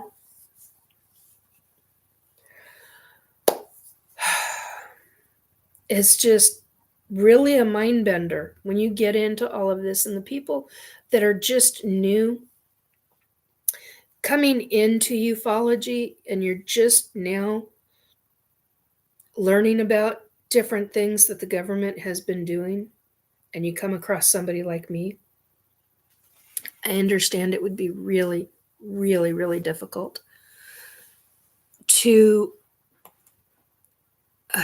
believe someone like me. That's up to you. That's if you don't believe, that's fine. That's your prerogative. Just have an open mind to it. Try and think about what it's like for those of us who have experienced it. It's a hell of a mind bender for us too, and many of us don't want it, and many of us are just trying to live our daily lives, trying to go through our daily stuff, and we're having flashbacks, and we're re-traumatized all over again. The only reason why I'm not traumatized right now is because of the fact I find what I remember on these specific memories, they're not traumatic to me. The one I do have to say, the memory of finding me with 9 rods in my leg, yeah, I'm not too happy about that one. Total Recall, the movie, is nearly a documentary in many regards. So it's yeah, a lot of movies are actually Galen. That's what the scary thing is that they've been doing government across the planet. All the governments have been doing a slow drip factor in the movies. I mean, you look at the fact of what was the name of the military Hollywood station that they had in Hollywood that's been, the facility was bought out by some multimillionaire and has been turned into something else now. But oh god, I can't think of the name of it. Something Mountain, not Space Mountain. What the fuck did they call it? Can't think of the name of it. Something Mountain. Anyway, yeah, a lot of military stuff, and they had reason to do it. It was a slow drip factor, and it's been a continuous drip factor for a long time. Only now, some of the movies that are, I mean, is no longer drip factor in some of them. Anyway, Cheyenne Mountain. No, it's not that. Oh god, sorry, this skin's bugging me, and it's stress related right now. I gotta clear energy in order to finish. Actually, it wasn't Hollywood Mountain. What the hell? Anyway, it's just gonna take me a while to remember it. Anyhow, so but the memories with the pins in the legs, yeah, that one, that was a bit traumatizing to me. I have a really hard time with remembering my foot going up on the platform of the jump room. I usually cut my memory off. I can feel it. It's me cutting the memory off because I can't handle beyond that. And I think it's because I get too scared. And so the fact that I remembered my foot oh, here comes another plane.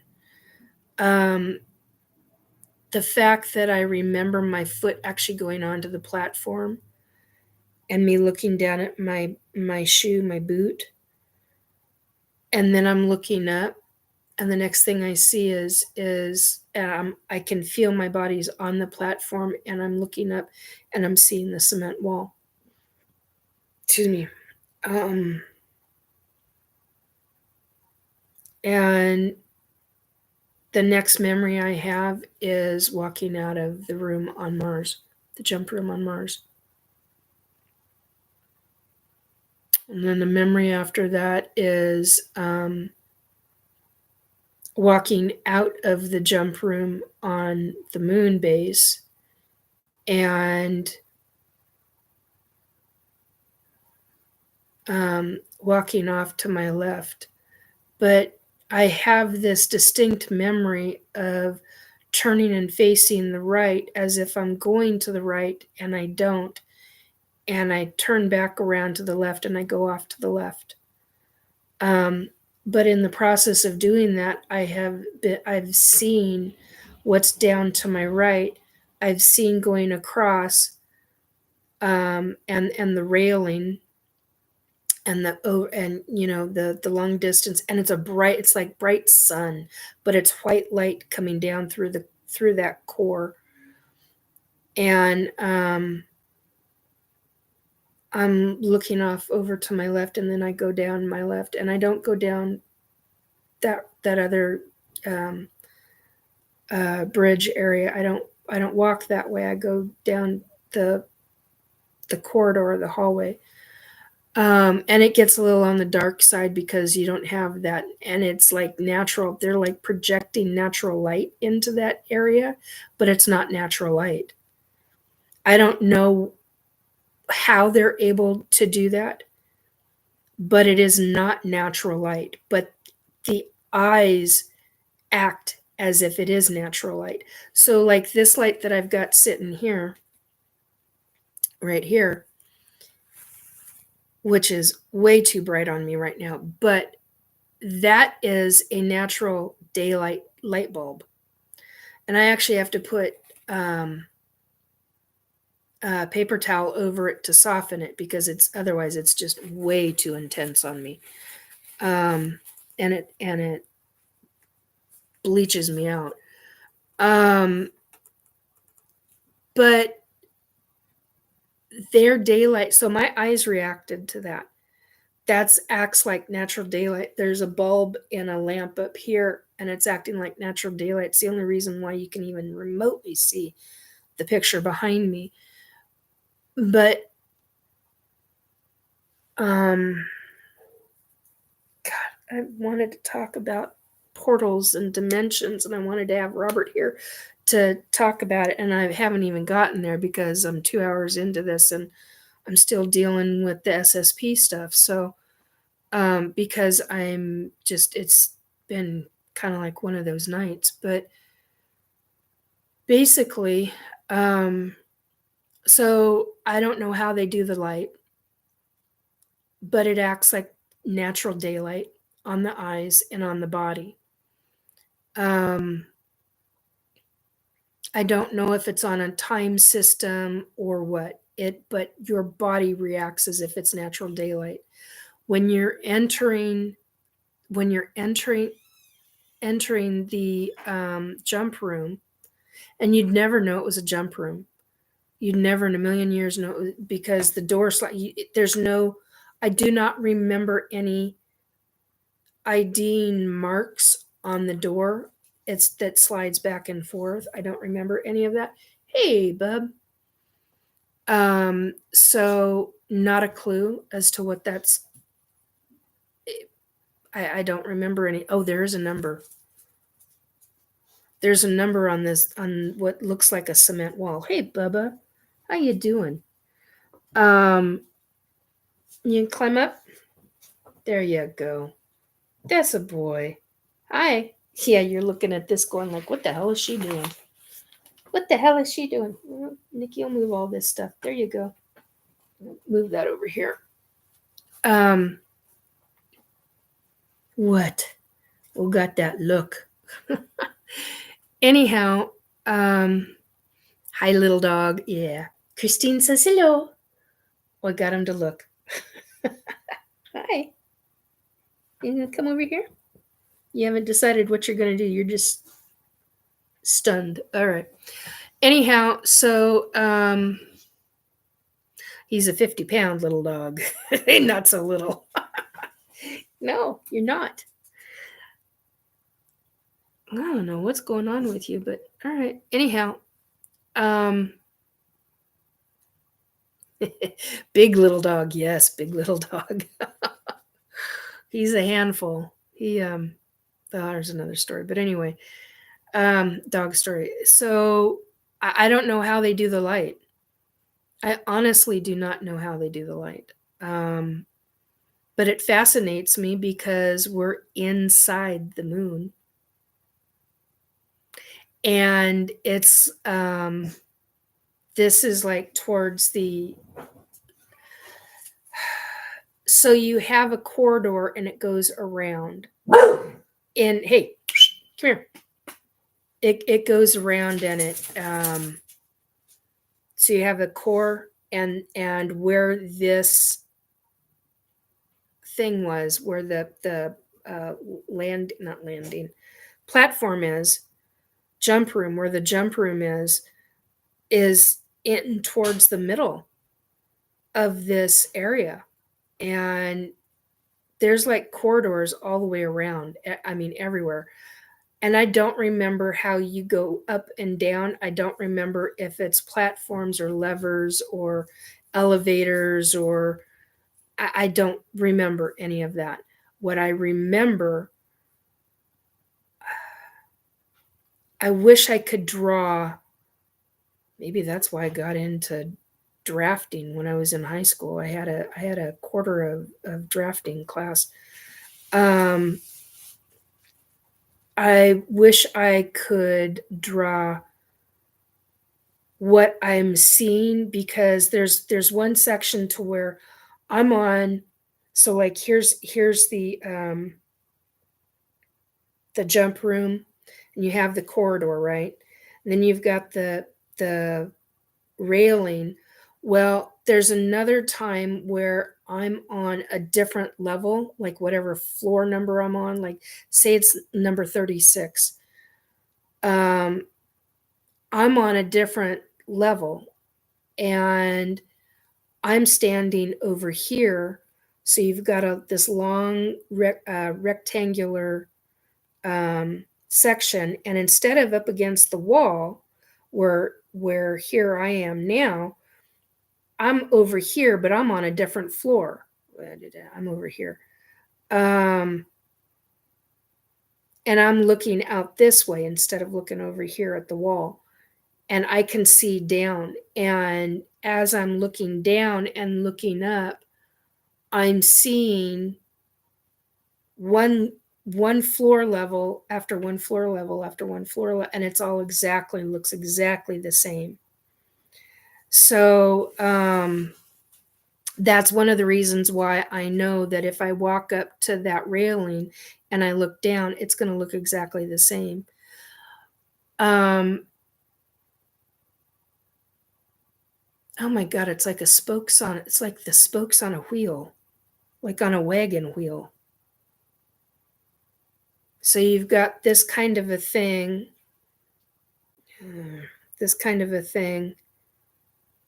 then you've got arms coming out of it, and you've got a core here, and then like an empty space here, but you've got, wow, that's interesting. Okay, I don't know if I'm ever going to be able to draw that out. And the metal is a gray silver,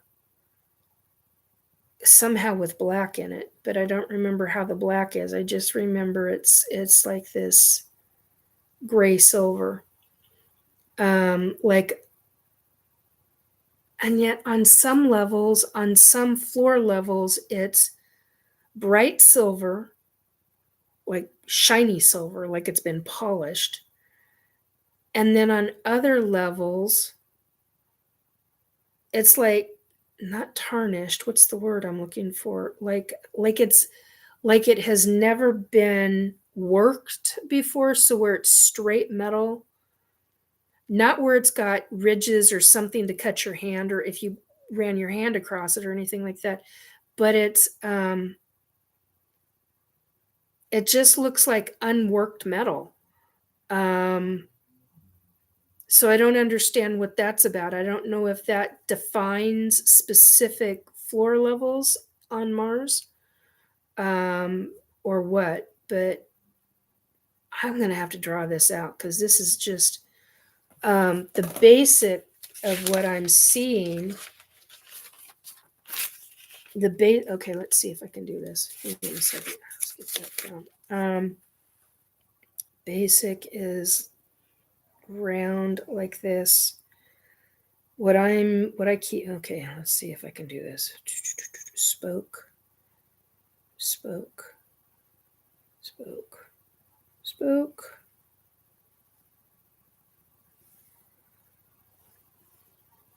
Okay.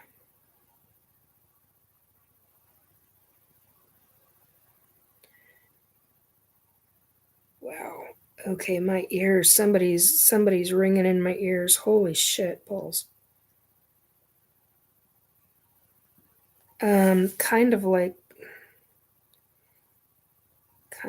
this. Okay, sorry guys, I didn't expect to be doing this at all.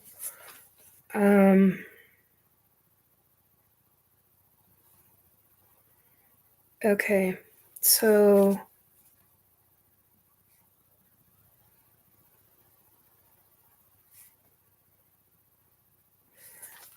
so like this.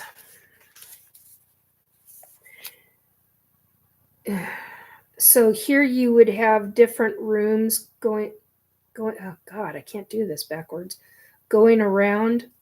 And then these, where is it? Hello. This is a corridor, but it's where you could look out over the edge and see the floors below it. But what I suspect is different than that, because it feels like there's a number of these and they're all interconnected, kind of like this. So you get this kind of factor going on. Hang on. Whoops. Oh well. Is what it is. Okay, so you at least you'll get the idea.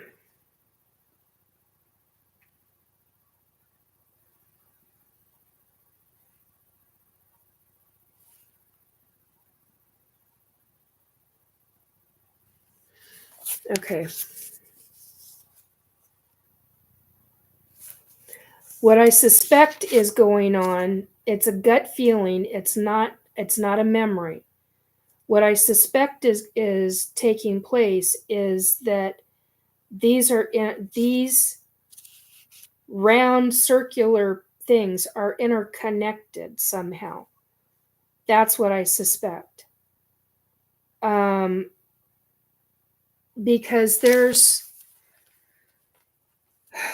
rooms. There's rooms along.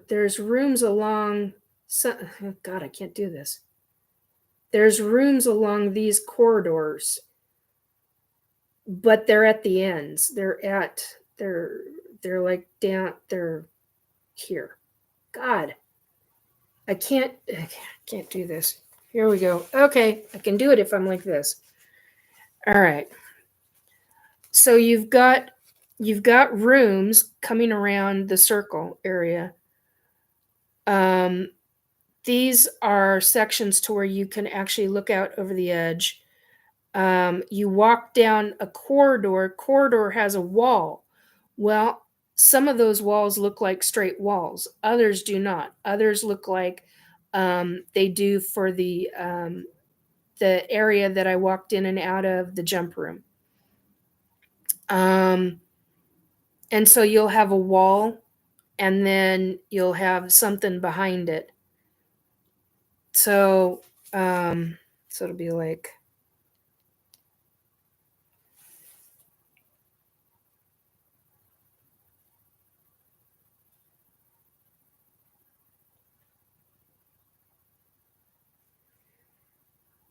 and maybe this is a door, or this is a room, and maybe that's a room.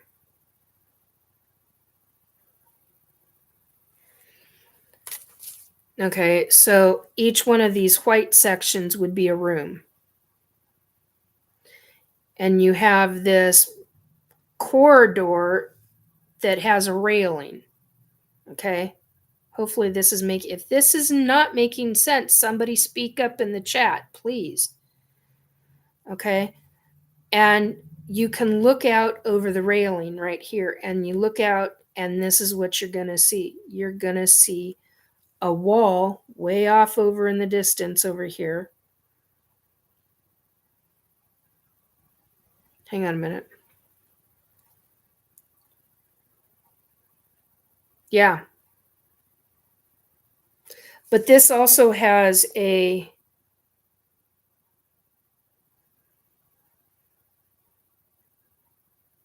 There we go.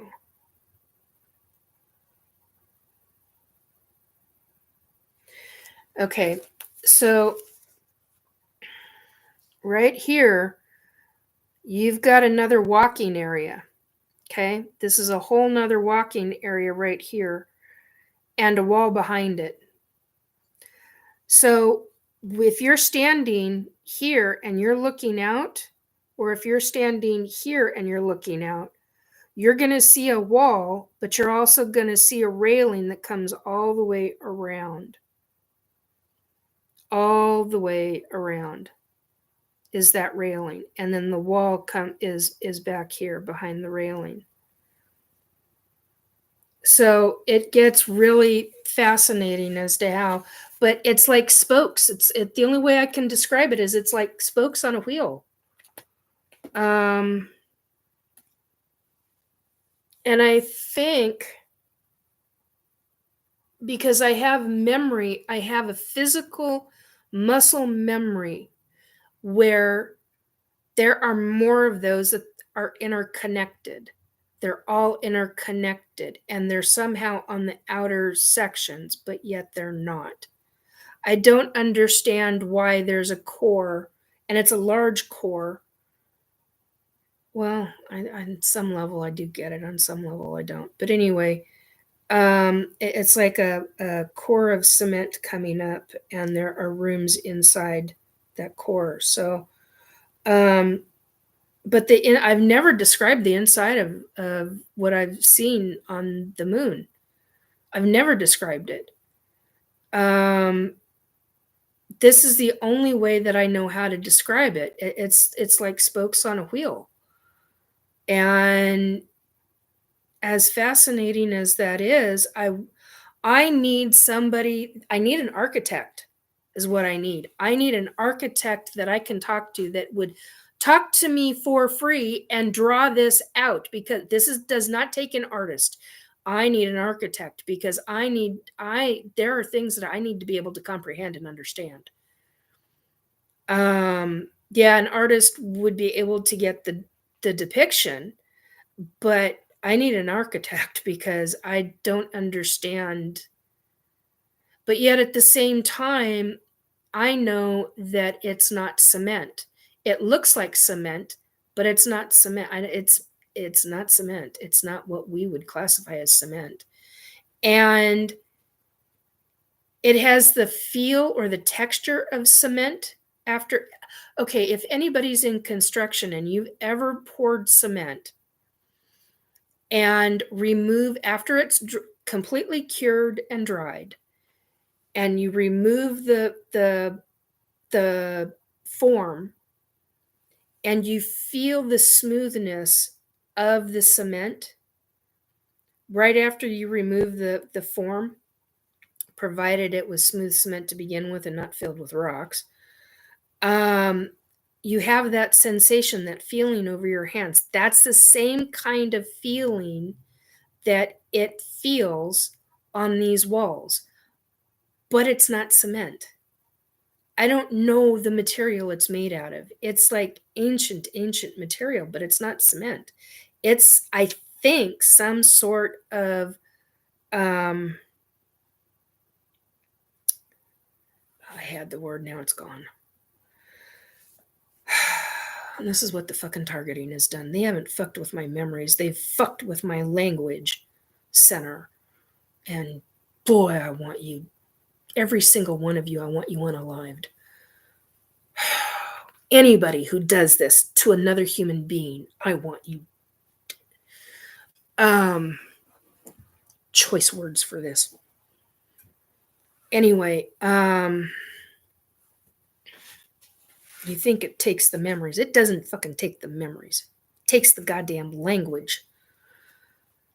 Anyway, so I need somebody to really draw this out for me, because I can only do so much with it. Because the memory, the body muscle memory that I've got is it keeps going around in a circle, but yet at the same time, sections like this, sections like this, like this whole thing, are together on another one like this. And I believe they go in a great big circle. There's a number of them that go into a great big circle, but I haven't even begun because there's so much metal. When you look over the railing, when I'm on the other corridor where it's nothing but railings, and I'm looking over and I'm like, okay, I'm not getting real close to that because that's a little far even for me. I'll do 5, 6, even 8 levels. After that, I'm like, no, we're done. Hit 10, I'm done. Yeah, and even now, just thinking about it is, so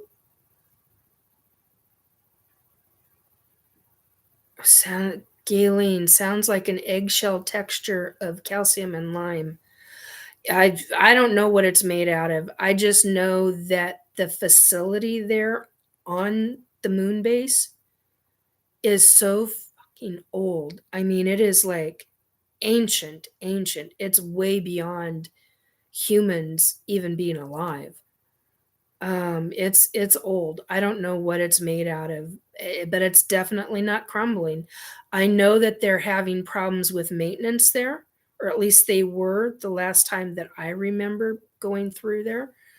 Um,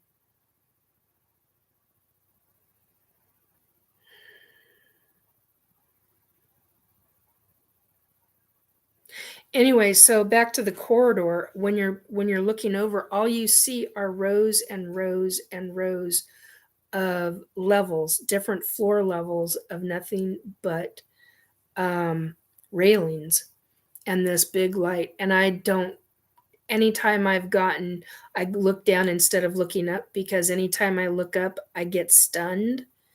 And it's like whatever that light source is so powerful that it takes me out. Consciously, it takes me out. So I've known not to look up.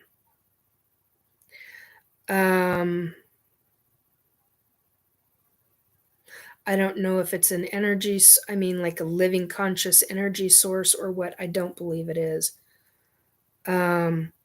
Because it's not just humans, it's a lot of. The moon base is a hub. It is a hub. It always has been a hub. It will forever be a hub.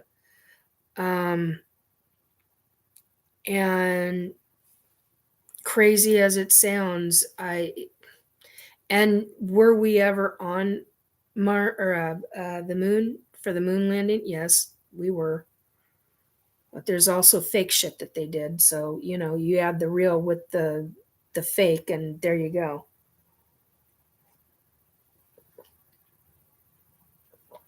Ouch.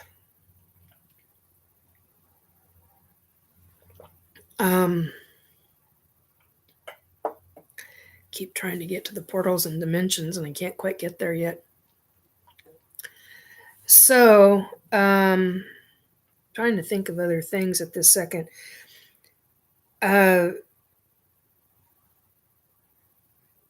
Oh, okay. Yes. Okay, thank you, Robert. Okay, this is a Shutterstock picture. This is August 08, 2002. Okay, so this is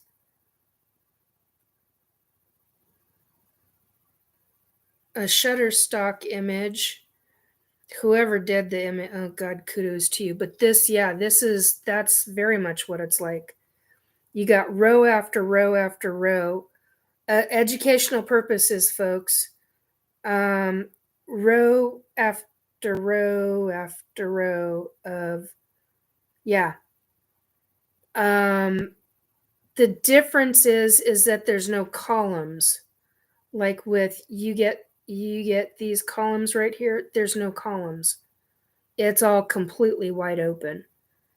And the railing is very different than that.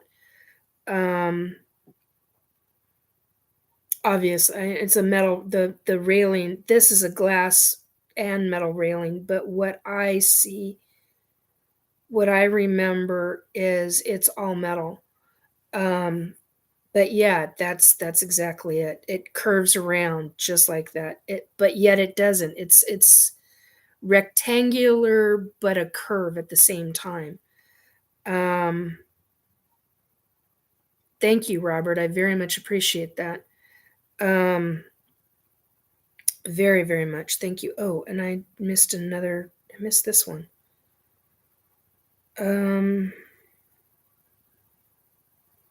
Sort of like that. Not quite, but sort of. He sent me an image of a docking bay, landing bay, kind of. Not quite. I don't even. It's not. It's. This one was real close.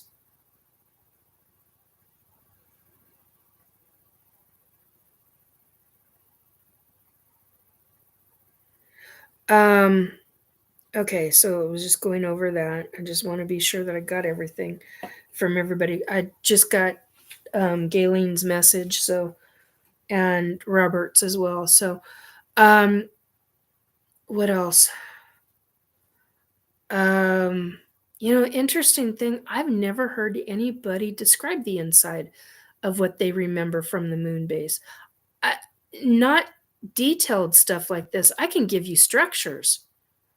I couldn't tell you the underneath or how. Oh, there is a landing bay. Oh my God.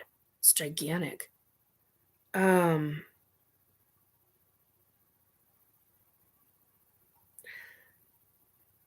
was about to say there's levels to it, but there's not. I wouldn't even know how to explain that, which is funny because that's the one of the docking bays. There's like 3, I think. I know there's 2 for sure, but I think there's a third one, a smaller. I was going to call it a portal, but a smaller opening. The one that is viewed a lot, Robert gets, well, he used to. He hasn't in quite a while, but Robert used to get a lot of, yes. Thank you, Robert. Yeah. He found one that's more square. I don't know if is this also Shutterstock? Yes, it is also Shutterstock. Okay, this one has a fountain in the middle of it, but that's not what I'm. Oh, come on, be nice, phone. Quit being a pain in the butt. Open. Oh, you're not letting me open it. Patua. Okay. I don't know. This is that's more along the lines of it. Ignore that. But you see how square that is, but it's got round curves to it? That is more along the lines of the as an example, as a educational purposes. Hey, Kay, how you doing? God, I did it again. I always mispronounce your name. Hi, sweetie. I'm glad to see you. I apologize about the name. Mispronouncing your name. Oh, I'm glad you're good. I did hope it's okay. Thank you. I appreciate that. Hope your leg's doing well. Better. Anyway, So, like I've said, I've never described the what I've seen on Mars before, or not Mars. God, this is where the targeting is fucked with my brain enough to where it screws with my language. So Moon. I've never described Moon. The section of catching up what you see. We're talking moon base. We're talking secret space program. She goes on catching up. What you see? I've never. We're also talking about the moon base. I've never described what I've seen on the moon base other than the fact that there's a jump room. Yeah, sorry. I've been waiting for that one for a long time. About an hour I've been waiting for that. I haven't been able to fight it anymore. Anyway, and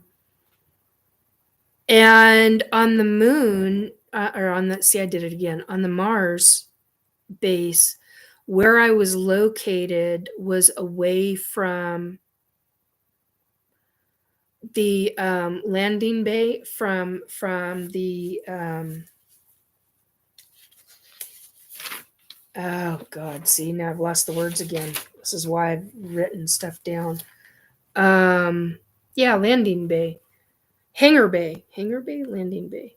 Hangar.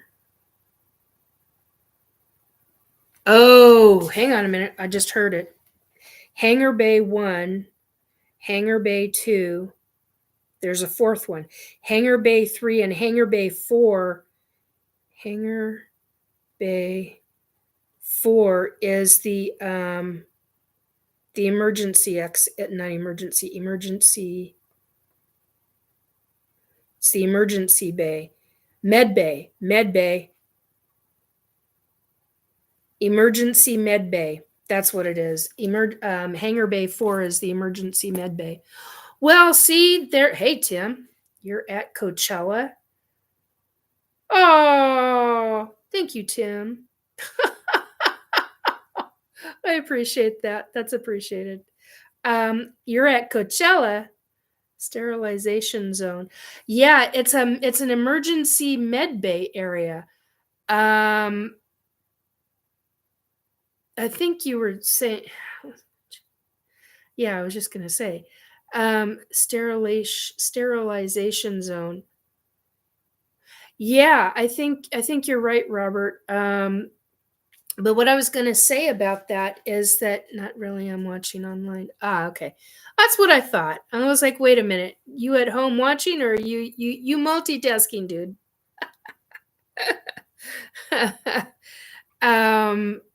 I love my friends. I appreciate my friends very much. Green Day is live. Woohoo! I love Green Day. Anyway,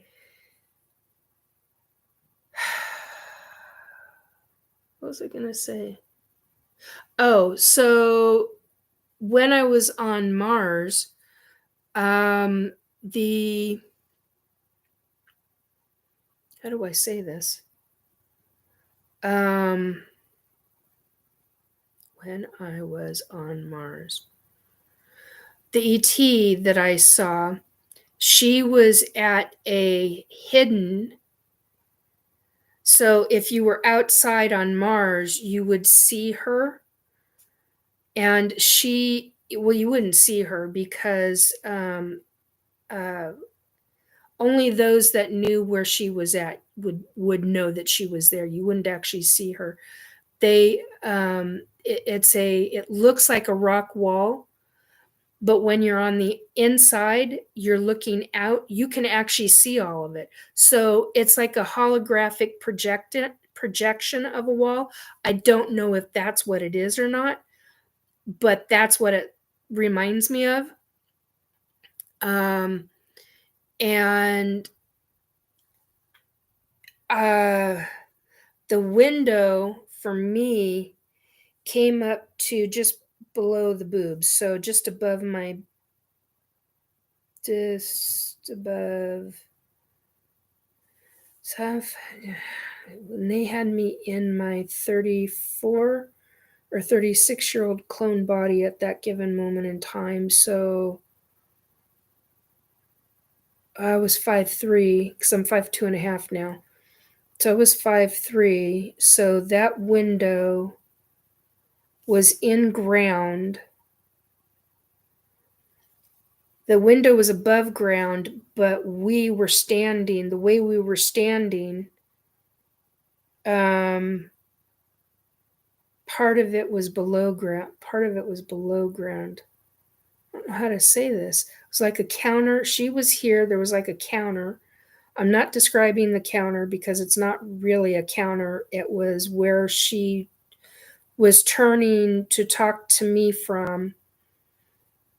And when she wanted it's basically a control panel. When she wanted it to not look like a control panel, she'd press something and it would, interior sunken into the planet. Yes, Robert, that's exactly it. But anybody who's in the position that she's in, she brings the ships in. So what I was doing was I was standing there, I was looking over her head. Well, I wasn't looking over her head. I was looking to the right of her. And then she shortened herself, and I was looking over her head. And then she raised herself, which I've never described any of this before. She raised herself, turned around, looked at me, said something telepathically. We laughed, or we both chuckled, I suppose is how you'd want to say that. Yeah, she's the control tower. Yeah, that's exactly where I was getting with that, Robert. And so basically that's what took place was she helped everybody get in and kept an eye on everything. But the control tower was not a tower. It's in the ground and she can see everything. So, which is fascinating because you think about what's going on Mars, and you've got the Mars rover. Oh, that's what I was going to talk about. Sorry about the loud clap. We now have sort of proof of life on another planet. Why is it not news? I don't know. It's a great question, Tim. So basically what has taken place is that, oh, fuck balls. Did it again. See, this is why I'm forgetting my words. That's what I was going to talk about too. And now I can't call it back up. How'd you know my leg was hurt? Kai, you and I are on Facebook. You've posted. I didn't want to get into all the information and that kind of stuff. Yes. There we go. Now you're remembering. So basically,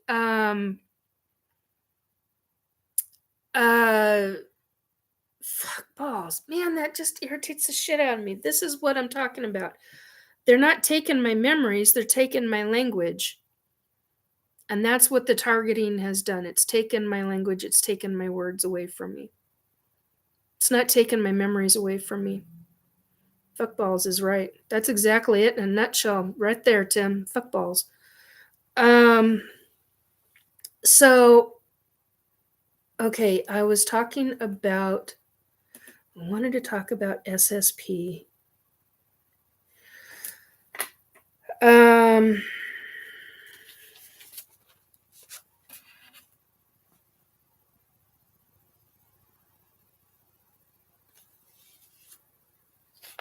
Oh, that was it. Here it is. Okay. The Mars rover. The Mars rover landing was considered a joke to and by the high-ranking command officers for the secret space program. Oh, thank you, Tim. Dear, how much have you had to drink? I love my friends too, Tim. The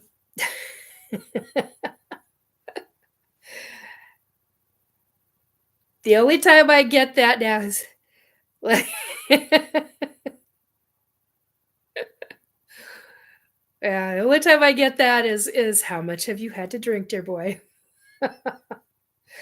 So the Mars rover, the military, yeah, the military considered my commanders considered the Mars rover landing an absolute joke by NASA. I am here to tell you that they considered it an absolute hysterical joke, and they made light of it. They made fun of it. They made joke out of it. It's not a joke. I see, thank you. Get your ass an Uber, a taxi, or call a friend that is nearby. We want you alive and well and safe and sound, Mr. Tim. Okay? You hear that? We want you alive and well and safe and sound. No driving. No, he better not, because if he does, I'm going to come over there and I'm going to kick his ass with my cane, no less. Anyway, the point is that the military officers, the high-ranking government officials, they considered your home. Yes, you're home. Thank God. Okay. I was worried. You had me worried. So I'll send the X-Foot. Yeah, there we go. They truly, they considered anything that NASA is doing, they considered it a joke. And it wasn't a joke to us. Those of us that have clones, it was not a joke. But we were like, why can't we have this? This would be so much better if we had this on Earth. If we had the technology that we have here on Mars, if we had that on Earth, why can't that be? And boy, anytime you brought that up, even if you got caught whispering it, you would get hardcore nailed for it. Many rounds you could kick his butt. It's weekend party. Yeah. Anyway, point being is that they might want to consider. Hang on, sorry. NASA, if you're even bothering to listen, I doubt that highly. You might want to look into your military contracts because they've got technology to do way beyond what you are capable of doing on this planet. And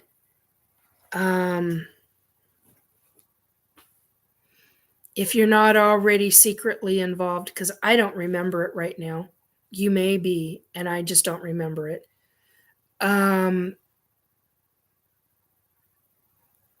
Yeah, see? Mr. Robert is a human MRI.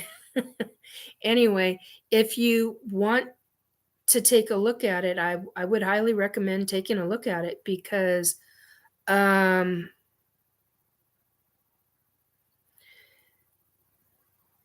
would call into question some of those high-ranking officers regarding their bullshitting, joking, not so joking around stuff. It was pretty appalling. A lot of it was crass.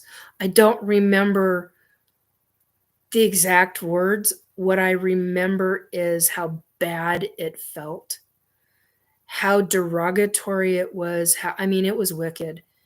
I mean, if they're higher, and there were no other higher officers above them, the only other high would be the president.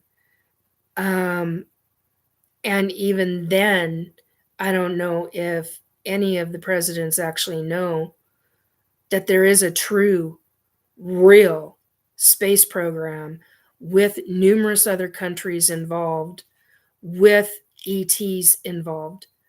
Um, I I honestly I don't know. I mean, it might be being done to make it so that they are not aware. Plausible deniability. So I don't know, but you got to think about these things, folks. Those that are in NASA, you have, if you, and I'm sure you've worked with many of those military officers, um, or even have had them in amongst your own ranks. Um, and NASA, you might want to consider taking a look at that. Um, the Mars president would know, yeah. But here's the thing: um, the kind of crap that they were talking is not good for you guys. It's not good for anybody. Um, so just be careful. Be careful who you work with. I'm not joking on that. The stuff that I remember, how derogatory it was, how, oh my God, it was so bad. But they considered it a joke. They honestly considered it a complete and utter joke. Whatever NASA was doing, they those military officers were real nasty about it. And they were the highest ranking officers there in the US government. So and there's 3 that I know of that are now long retired with higher rank. Um, and there's a couple of, oh, it'd take me too long to find the names, but there's a couple of nicknames that we used to call people. Used to call 2 of them that I remember. I don't remember the names right now, but they are in my notes. Because I'm writing every little thing that's popping up. I'm writing it down. One way or another, it's getting written because it's that important. Because eventually I'll be able to put it all together into a book. And maybe that's the other reason why they want this stopped, because they know that, and I'm not talking NASA, I'm talking about the CIA and the bullshit crap that they've been pulling with me. Government assets. I mean, Robert can tell you he's seen them in Astral. So there's a number of others that have seen them. Well, not a number, but a few who have seen the asshats in Astral in my home. This is not good. I mean, you've been witnessed. You've been seen.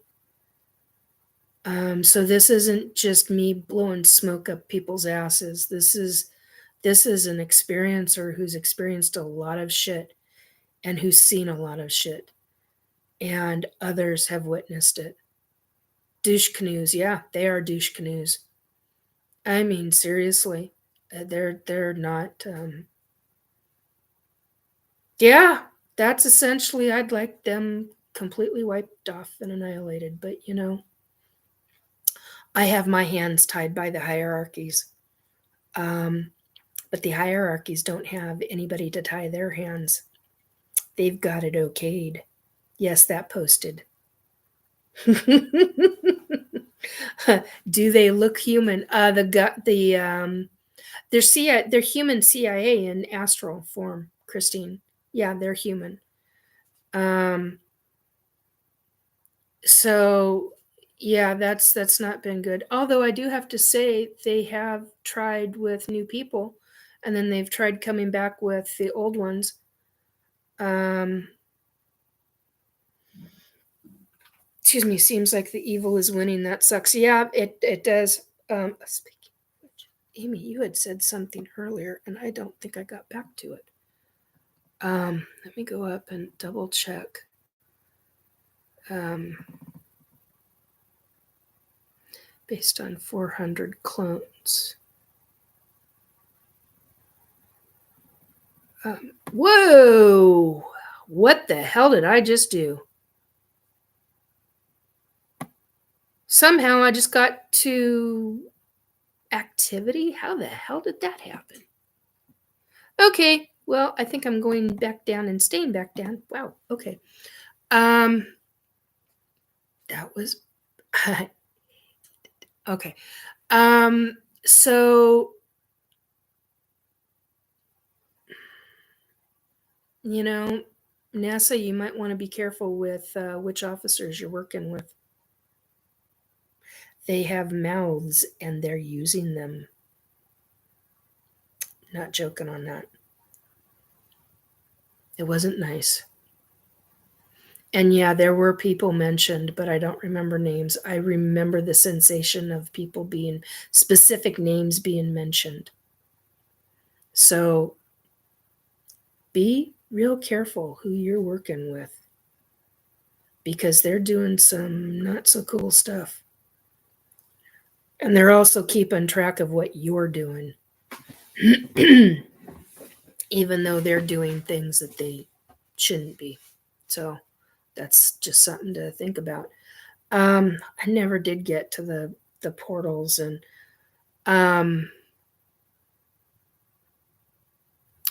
maybe I can get by next week. Maybe I can get certain things taken care of onto my computer so that I can have Robert come on and talk about him being able to open portals in Astral, because that can be done. He's very proficient at it, and I can vouch for that. He's taken me through a portal in Astral. So there are other people that I know that can do that kind of thing, but there's not very many. And here's the thing, folks. The thing that I really wanted to say about this regarding portals and vortexes and wormholes, for that matter, we humans do have the core ability, the soul ability, to be able to open portals ourselves. We don't need technology to do it. Okay? We have the ability, the core ability, to actually be able to open portals, to open vortexes. Now, is it going to take a lot to do it for us to be able to walk through a portal that we create in the physical? Yes. It's easier done in Astral, because you're dealing with a different subject matter. Subject mean substance matter, excuse me. That's the word I wanted to say, substance. You're dealing with a different substance than you are with the physical body. Yeah, he could, or I could open a portal, although I haven't opened a portal. Could open one in front of me. Sasquatch is very well known for doing this. Hell, even the ETs are. I got taught by an ET, by a hybrid, how to do something with energy that has just, and when I did it in meditation, it absolutely astounded me, because I wasn't necessarily thinking of doing that one thing, but that one thing absolutely astounded me what I could do. And it's because I was shown. And then I just automatically did. We can do that too. Don't think about it. I just automatically get into a state in meditation. It's an extremely deep state in meditation. And allow yourself to release. And once you release, you're going to be able to do astral. You will be able to open portals. You will be able to do these things, but it does take energy. It does take practice. Think about that. There are a lot of people that can really, the potential for them to be able to do this, astronomical. Absolutely astronomical. But you have to get into the right state to be able to get there. Okay. Ew. Robert says, just like Emperor Palpatine. We're talking Star Wars, guys. Just like Emperor Palpatine says, just do it. DEW. Yeah. So, SSP, I mean, we're talking the fact that I remember the cockpit, the fact that I remember the seats. I like the seats. The seats are awesome for the back. Unless you've got numerous hours.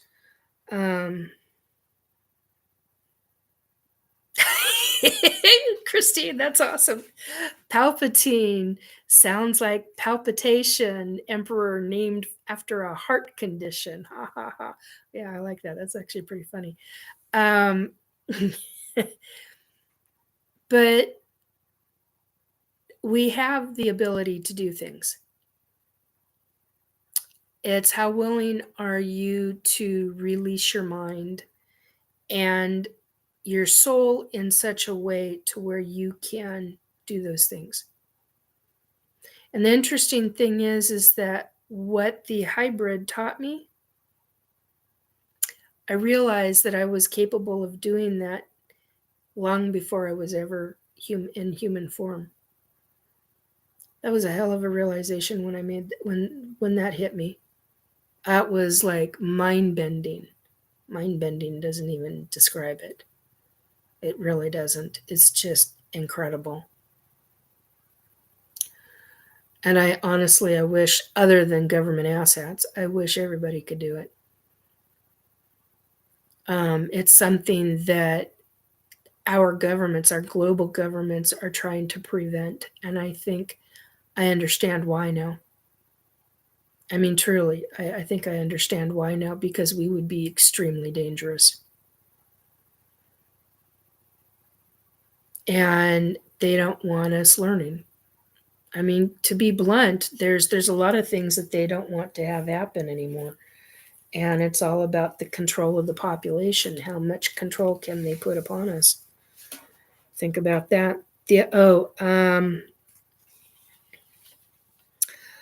While I was watching, so this is this past week, while I was watching the Blue Origin with all the women going up, the 6 women, historical flight, I received a psychic kit.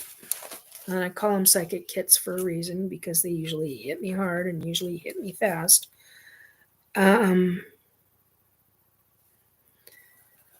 So in psychic kit was they're setting it up for a coming future of the mass populations on Earth. This is a setup to get the mass populations on Earth prepared for what's coming. They're setting up to show the newer tech. It's a preparedness situation, a slow drip. Another view of a slow drip. So besides everything else, I did want to say that, because that took place this week. And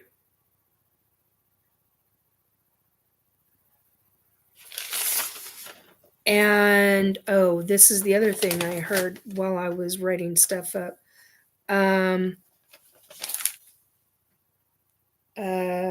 So I was writing something 3:52 a.m. on April 18th. While I was writing up, I missed crossing the T. God, that happens not very often.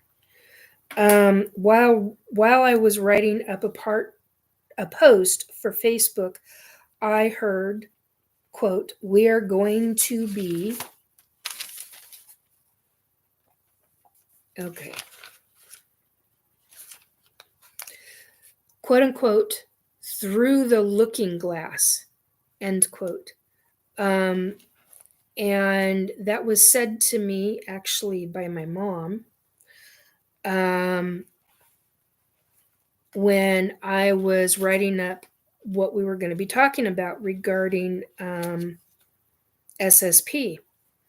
And looking glass was a specific name, program name. So do your research.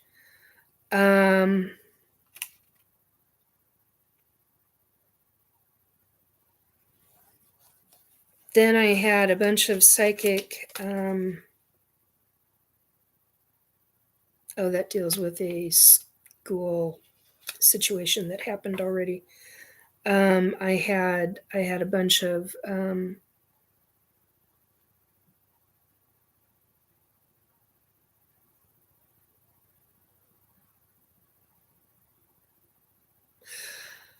psychic hits, and I'm going through those right now. There's another one that deals with somehow deals with the mob. I don't quite understand that one. I've got to look into that one.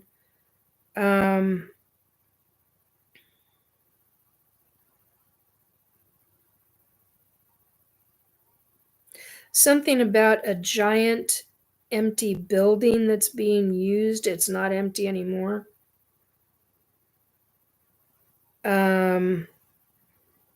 Chemical sprays being sprayed over people.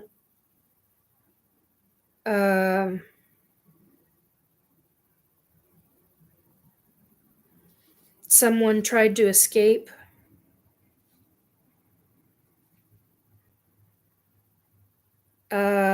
If the escapees found, that person will blow their cover.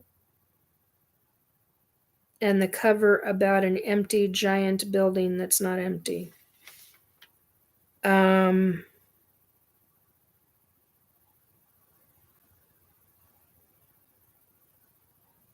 something about a cougar. I don't understand that at all. There's a detention center on Mars with reptilian ETs who are not so nice. Slingshot the government. Oh, that's a personal note. I made a personal note to myself saying, slingshot the government asshats into the Mars Detention Center.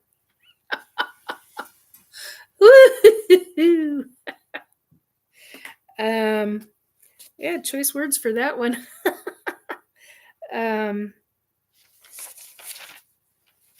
And I don't remember who Seamus and Finnegan are. Underneath their names, I wrote collusion. Oh, that's the other thing. You guys remember the fact that I used to talk about the psychic bitch from hell? Guess who's on the other side? Guess who decided to show up to talk to me while I'm stepping out of the shower? Yeah. Psychic bitch from hell decided to show up. So she's now dead. She's on the other side. Ain't that fun? Yeah, that was yesterday. And I told her, I don't want to remember your name. Guess who got a slap face? Yeah. She got more than just that. Whoa, what the hell is that on my shoe? Oh, okay.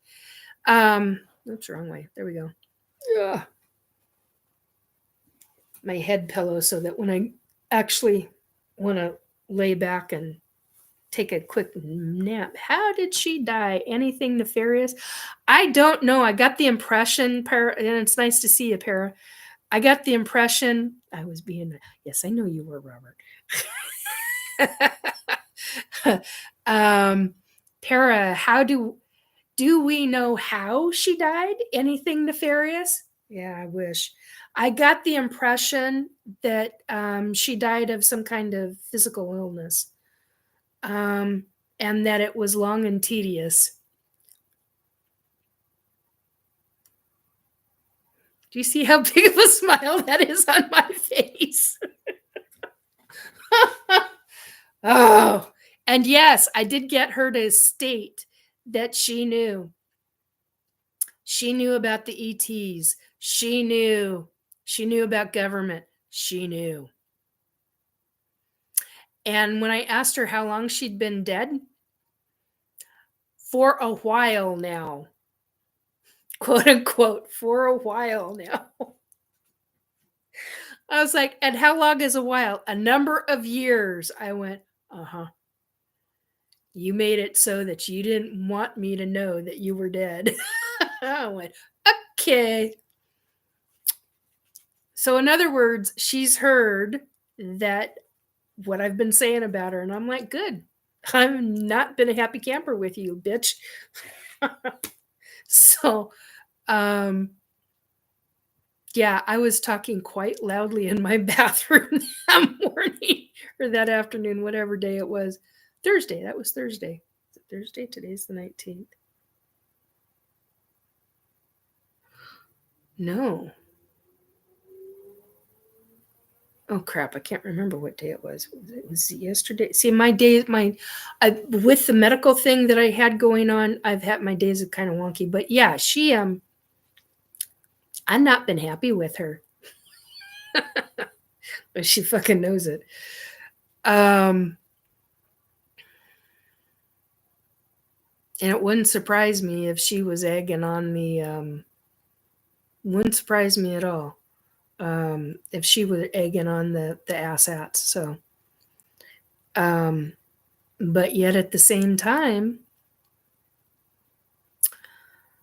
I kind of wonder if they took her out, because if they figured out who she was, wouldn't surprise me. Hell, it wouldn't surprise me if one of her previous employers had her taken out. Would not surprise me in the least. I mean, with what she was doing for the trying to figure out how to say this, for the people that she worked for, it would not surprise me one iota if somebody else caught her, did not like it, and reported it somewhere else, because she was doing nefarious things. She was doing what is known as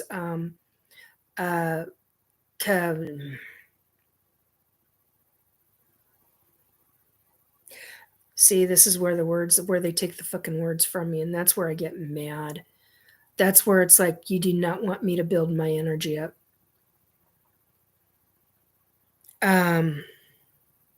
Yeah, Hulk smash. I just got told Hulk smash. Yeah, but Hulk has this. Hulk.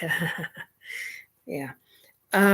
So anyway, that's pretty much it. But it really would not surprise me at all if somebody took her out. Not in the least. Anyhow, that is it. We're 3 hours and 18 minutes, and it's long past time for me to stop. And I just had a hello. Since you're going to be watching later, welcome to the replay for you. For everybody else, it's live. Hello. I just got shown somebody that I know is going to be watching this later. Anyway, boy, that just totally threw me. It totally threw me. Yeah, you're going to get an earful. You're going to get a hell of an earful. But those are the memories. That's what's going on. NASA, truly be careful. As much as I don't like you guys, be careful who you're operating with, who your fingers are interplayed with.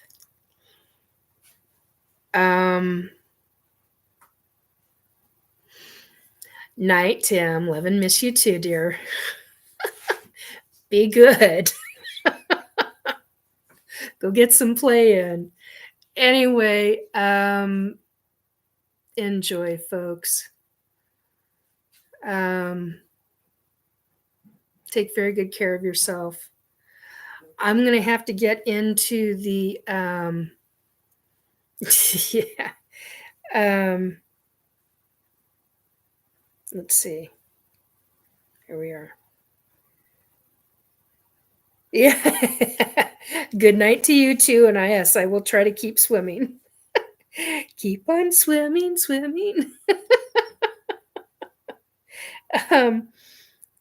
Anyhow, okay, now there we go. Take very good care, guys. Remember to do your meditation if you can. Deep breath in through the nose, exhale through the mouth. Yeah, about 3 hours and 20 minutes, so it's time to go. Anyway, bye, guys. We'll have to get into the portals and the other things next time. Anyway, thank you for coming. Thank you for listening to my 3 hours. I do appreciate it. Love you guys. Be good. And if you can't be good, have a hell of a good time for it.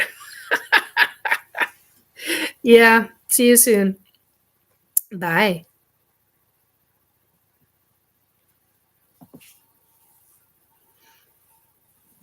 Oh, growl. At the very end. Bye, guys.